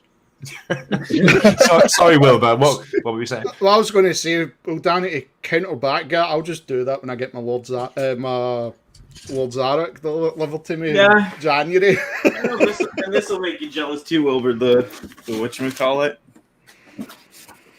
Okay, touche. Yeah. Yes, it does. So I gotta open it though, man. This is this kid P.A.K was talking about. Like, look, like I'm just living in chaos at this point. But I love it. I'm just gonna go out my way now with the student loan, and I'm gonna go and order a G1 Overlord. Yeah, G1 Overlord. Get me one too, Wilbur. Oh, you know I would. Hey, Ultra Marcus. I don't know if you know this, but I have that Scorponok too, and he has the upgrade kits. Oh. Yeah, it's a shame he doesn't come with his gun, right? You being a Scorponok fan, he's all about his gun. That's what I was thinking of earlier when you were talking about Starsaber and his gun. Well, here's another dude that doesn't come with a gun. And I'm like, well, okay, he doesn't get it out in the Rebirth. We don't see his gun there. I don't know if we see it in the Headmasters anime because I can't get more than 5 episodes into the bloody thing. I've tried about 100 times. But the gun is certainly a part of the transformation in G1. You stick it when it's in base mode. It kind of makes you can stick it in place and it looks like a kind of a tower. So you could argue it's a part of the base mode. But yeah, it is a shame because it's a great gun. The G1 Scorponok gun is really cool. But yeah, that upgrade kit is it's just a shame. It's quite pricey. I certainly can't get it this month, having bought that this month.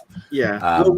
Are you? But it's on the cards. Oh, I'm opening it as soon as this is over. I'm opening it. Yeah. Oh, okay. But are you doing a video on it? Because seeing you see that figure, you'd think that'd be kind of cool to see. But it'll work its way into the next whole video for sure. Yeah. Oh, yeah. That's true. Yeah.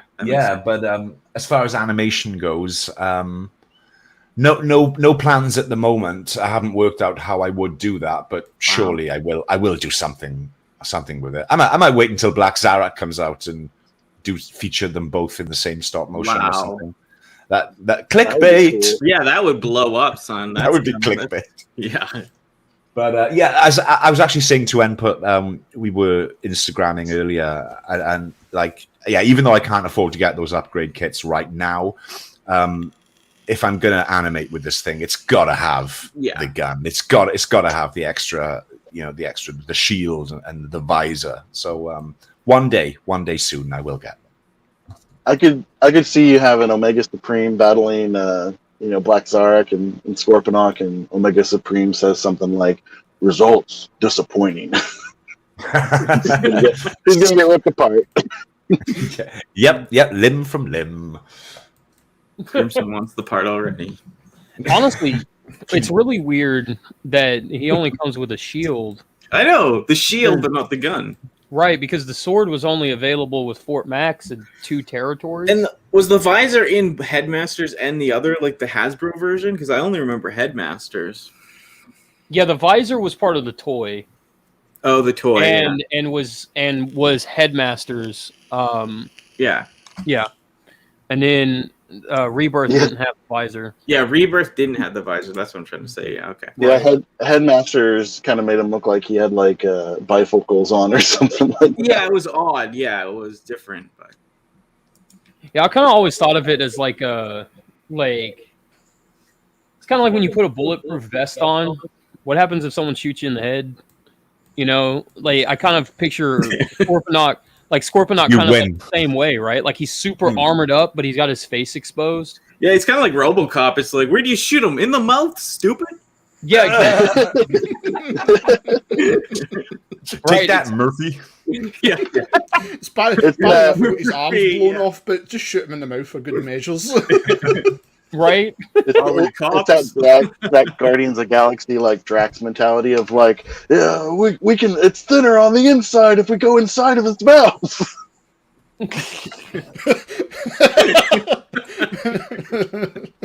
That's ridiculous. I do say that. Dead or alive, creep. You're coming with me. Kane.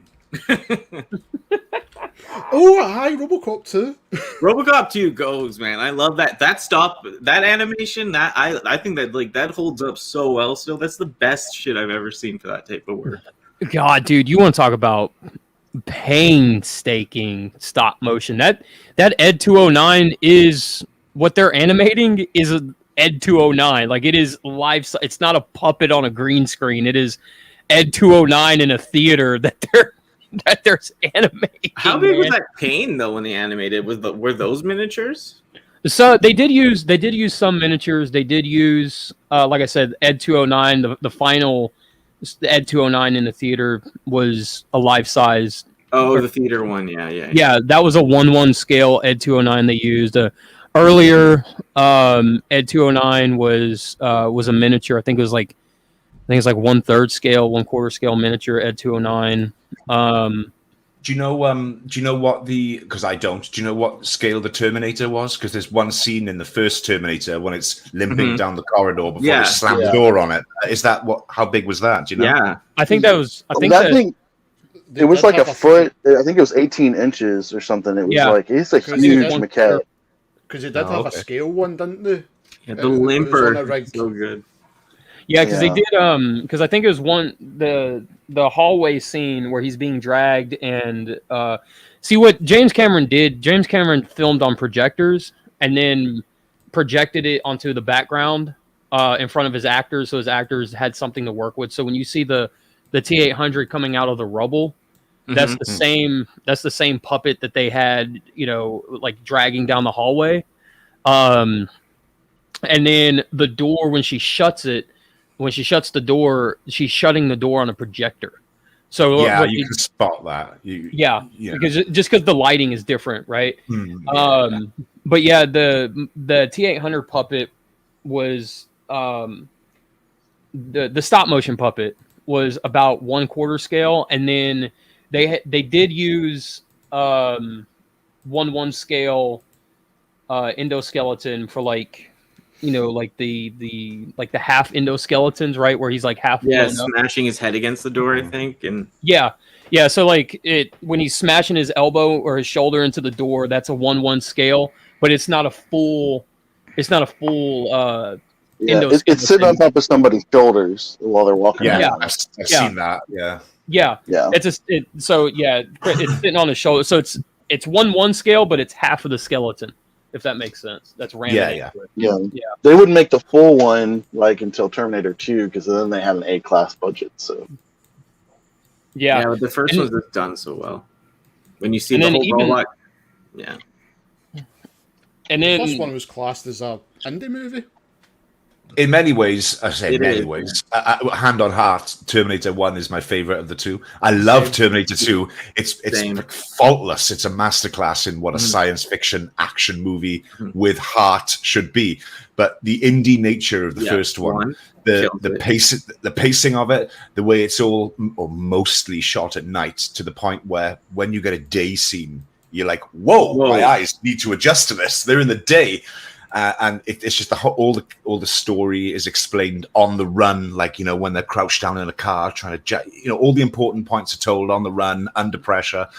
And the love story too is good. It's a love story. Yeah, it's not just an empty. It's not an empty action film. It's pretty deep. It's pretty deep. The other one's more like a dad and son kind of family story. This is like the love story, right? But my favorite thing about T1, as I've gotten older, I'll say T1's become my favorite over T2, and I don't mean that like the whole. I don't mean that like half-hearted. I mean it's like it's by a margin, by barely a hair's width, but. What I love about T1, and this is what sets it over for me, what I absolutely love about T1 is when you first see Sarah Connor, it's 8 o'clock in the morning, it's bright, it's cheerful, birds are singing, the whole 9 yards, and she's innocent. Like, she's written innocently, she's betrayed innocently, right? And even to the fact her coworker's like, face it, you're dead, honey, right? Yeah, like, you're dead, honey. So it's filmed in like this bright, sunshiny way when it comes to her. But then as the story progresses and she's getting sucked into Kyle Reese's world, her clothing's a little bit more dingier. The night, it's starting to become night as she's getting sucked into Kyle's world. And then by the time it ends, her clothes are completely tattered. She's got holes in her jeans. She's covered in blood. And she can barely walk. She can't stand. She has to crawl, and she's fighting for her life. Like it's the cinematography that tells that story is there as well. That is how you write a strong female lead, Hollywood. Yeah. They seem to have forgotten that. Yeah. Or at least James Cameron never forgotten it, because every one of his films is pretty much just strong female lead. I mean, even right down to like The Abyss or True Lies. Jamie Lee Curtis comes good in the end. She becomes the powerhouse of that film. Who says we never had strong female leads? Well, yeah, a lot of people are saying that. A lot of people are saying we need more. And sure, we do.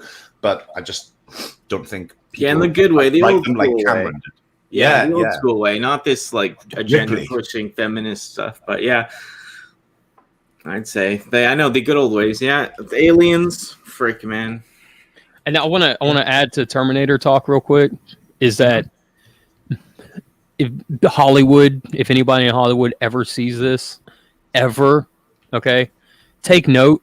T2 is a remake of T1, okay, and that's a proper way to do a Terminator remake. All right, not Terminator Dark Fate, garbage ass movie, okay. And also Hollywood, stop making sequels to T2. Make a sequel to Salvation. Make a sequel, or you know, Rise of the Machines with a comedy that was totally unnecessary.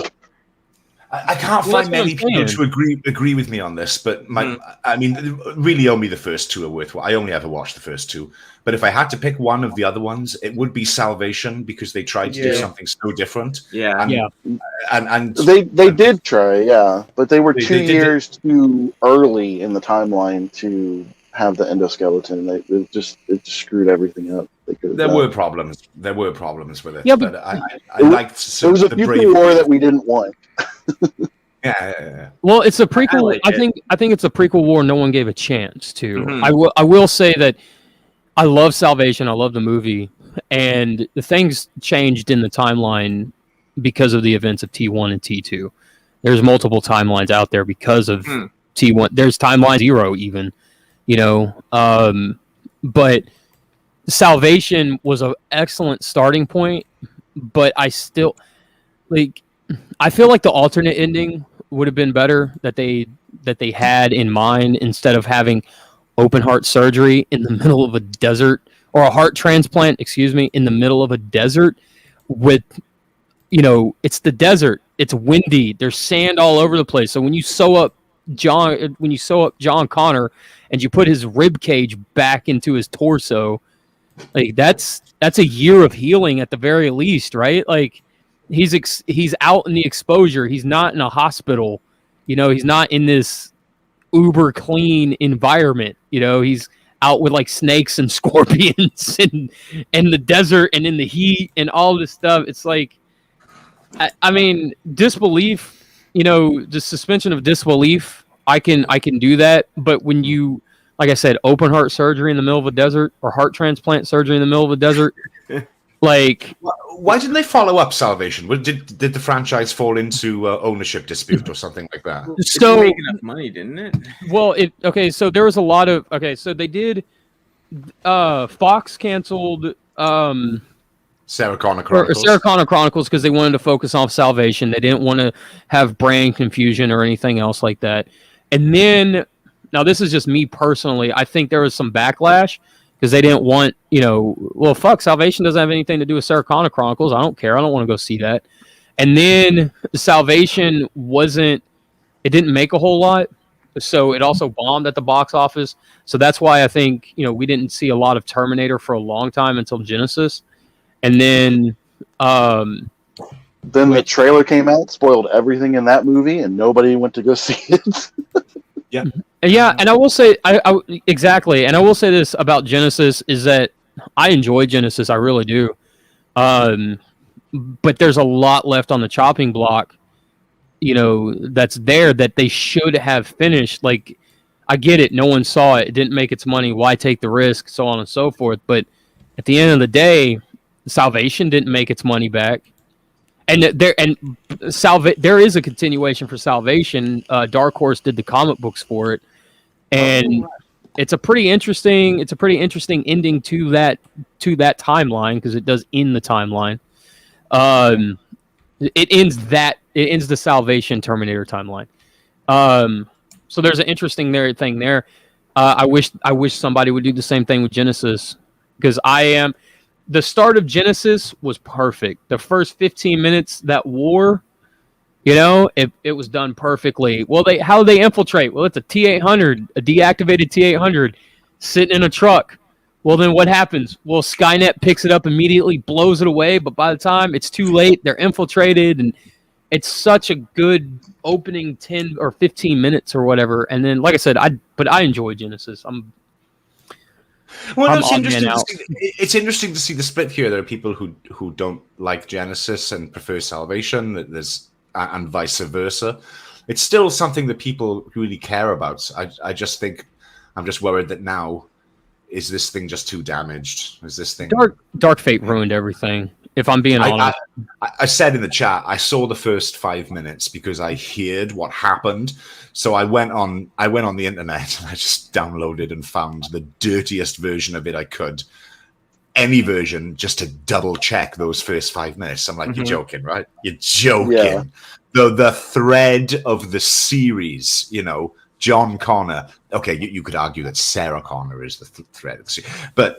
And spoiler alert, he doesn't make it past the first 5 minutes, everyone. The effects are great. That looks like John Connor from 1991, but you don't want to know what happens to him if you like John Connor. Well, I was like, that is so disrespectful. To be fair, the only reason I watched Dark Fate is because I wanted to see Linda Hamilton back in the role again. And she was brilliant. The rest I couldn't care about. That's good to hear. I gotta hear if Linda nailed it. I'm happy, but I'm not. I'm not gonna watch it. See, I gotta say this about the opening 5 minutes of that movie. There's a scene in that movie that to me is devastatingly frightening. When the T-800s are walking out of the ocean like it's freaking D-Day. It's like T-800 D-Day, right. And it's like. My God, for me, the Terminator series gets scarier and scarier when they do stuff like that. When somebody thinks about, well, why couldn't they walk on the ocean? Like why couldn't they walk across the ocean floor, or why couldn't they be dropped off here, or why, and then they start coming out of the water, and you're like, dude, there is no safe place from this thing, and you need a freaking rocket launcher to even damage them, So it's like now you've got 500 of them coming out of the ocean at you. How screwed are you, right? So like that scene, I love that scene in that movie, but that's the only scene, and it's like 30 seconds long. My main complaint with the movie is here comes non-Uncle Bob T-800 Arnold Schwarzenegger clone, whatever, right? Like the T-800 that kills John Connor, right? He's coming up, he's got a shotgun in his hand, and he's walking on the beach. And he's walking up, and no one is losing their mind about this 6'4", 400-pound brick wall of a dude walking up with a double barrel at a bar. Nobody stops to question it. And then he walks right past Sarah Connor. Look, PTSD is an MFer, right? Sarah Connor's just like, hey, John, how was your day at school? And he walks right past her, and it's like, really, Sarah? Sarah Connor from Terminator 2 would jump in front of the gun. She would die screaming for John to run. Well, yeah. Not only that, but it's like I said, Uncle Bob, essentially Uncle Bob. It's not the same T-800, but they use the same skin, right? Walks in front of Sarah Connor. She doesn't even bat an eye. It doesn't make sense. I can understand if it was a T-800 that looked completely opposite. If it was like, I don't know, like some of the Hispanic T-800 that was buff because they can only be buff because they're huge robots, right? But like Hispanic, long hair T-800 walks back. Okay, cool. I can understand that. But like the Terminator looks like the T-800 from T2, walks right past you. And you don't blink an eye. Out of all the history, out of everything that's happened to you from the events of T1 and T2, that same Terminator walks past you with a shotgun in his hand. Doesn't bat an eye. And then she starts freaking out when John's dead. Get out of here, dude. No, it makes no sense. I'm sorry. I can't co-sign with that. Yeah, so I've not watched all of that. I'd like to see like that beginning part. I think I've seen just the scene of where they walk out of the water, and that looks cool. Unfortunately, the CGI animation does not look as good as it should for when that film was made. Like it looks a little less or on par with Terminator 3: Rise of the Machines, which is not always the best anyway. But I was thinking more. I don't know if any of you guys have ever read the novel, so I know we're deep diving into Terminator today. But well, he's a robot too. Right, Sarah Connor said, robots need love too. That's true. They have the I-950, the infiltrator. So she actually is born like a test tube baby in like a genetics lab and sped up and everything in order to go get past like the dog situation where they would be able to tell whether it was a Terminator or not. And then she has like cybernetic like implants and stuff in her brain and everything, shielded by like bone and all kinds of stuff like that, and metal, and it's almost kind of like almost like a Wolverine kind of thing in some respects. But I thought that's what they would do with Dark Fate, because I was like, oh, that's kind of cool, bringing that kind of mythos back into the live action lore would be really neat. But it wasn't a fail. So Yeah, I don't know. I don't know what's going to happen to the Terminator franchise because I love it so much. But I think it probably belongs just as T1, T2, and then the T3 Battle Against Time. Because I'd love to see the T70s that were in that ride. That would be really cool too. Can I just, I know we're coming up on the 2-hour mark, but Earthman Brick has asked something that's relevant to one of my, and I know our other favorite franchises, which is Aliens. And do we have any faith in the upcoming Aliens series? Yeah. I don't, because I've seen the makers of it say what it's going to be like is it's going to be a commentary on what will happen in the future if we don't address the social issues of today. And I'm not saying whether there are or aren't social issues today. I'm sure there are, but that's not that's not that you shouldn't hang that kind of stuff on Alien. Okay, I mean, I get it. Aliens, the second one, was kind of an allegory of the Vietnam War, high technology versus non-high technology, and Alien 3, which I actually like, was a very tasteful commentary on women's place in a man's world. There's a lot to be learned and a lot to, it's deep. It makes me think, and they're tastefully done. If modern entertainment is anything to go by, I don't think that if they are going for this social commentary stuff in this new Alien series, I'm not holding out hopes that it's going to be subtle or tasteful or moving. So I'm worried. Yeah, those last two movies, like Prometheus and Alien Covenant, were just awful. I mean, Alien Covenant was a step more in the right direction, but it was still totally way off. You know, the whole mystery and the idea of the aliens themselves. But the second one is still my favorite. Aliens is always going to be my favorite film. But Alien itself, I mean, you got to imagine, that's 1979 when that was made. And I recently got that on Blu-ray, and it's gorgeous. It could work today, soon in theaters. Yeah, it really could. It's a timeless story. 5 or 6 people trapped and they're dying one by one. It's an old story. And in a repeat of the Terminator franchise, there's not much in it, but Alien is my favorite one.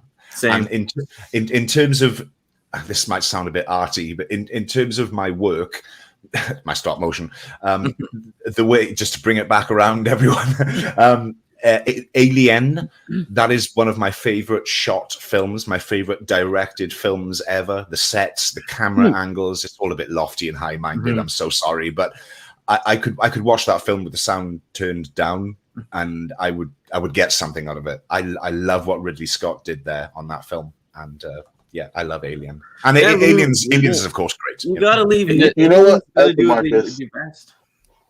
And you know what, also, Marcus? We got to talk about that bonus situation.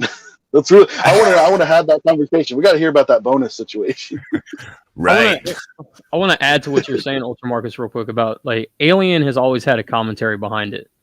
100%. Every movie has had some kind of social political commentary behind it. But I have seen that same video that you're talking about, with the creators talking about, you know, their political views and what this movie is going to be and everything. Where I think they fall short in saying that is that every movie in Hollywood nowadays has that same viewpoint and has that same that same message in it. And that's what's going to make this fall short, is that you're not telling a different message.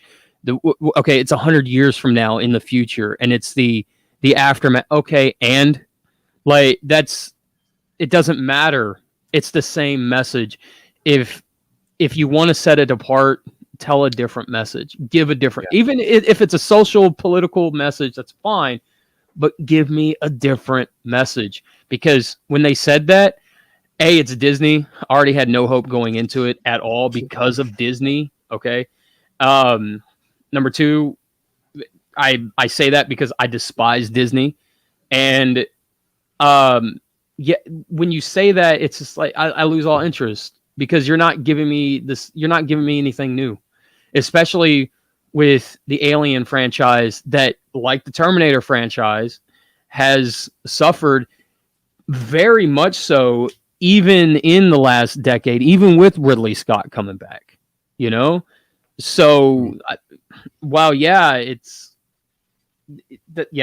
pretty much it. You got to go back. Aliens, you got to go back to basics. Keep it all about rape, and I'll be happy. Right? Just give me pulse rifles and a smart gun, and I'm happy. I don't really give a toss about the story. I just want to see things get shot. Yeah, no, for sure. Well, I guess we'll wrap it up. 2-hour mark.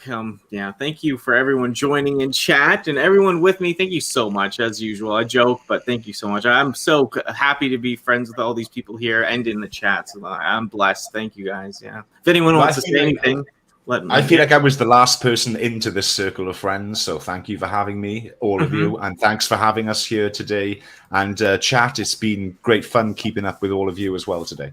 Mm-hmm. Yeah, anyone else? I love you all. I'll just say that.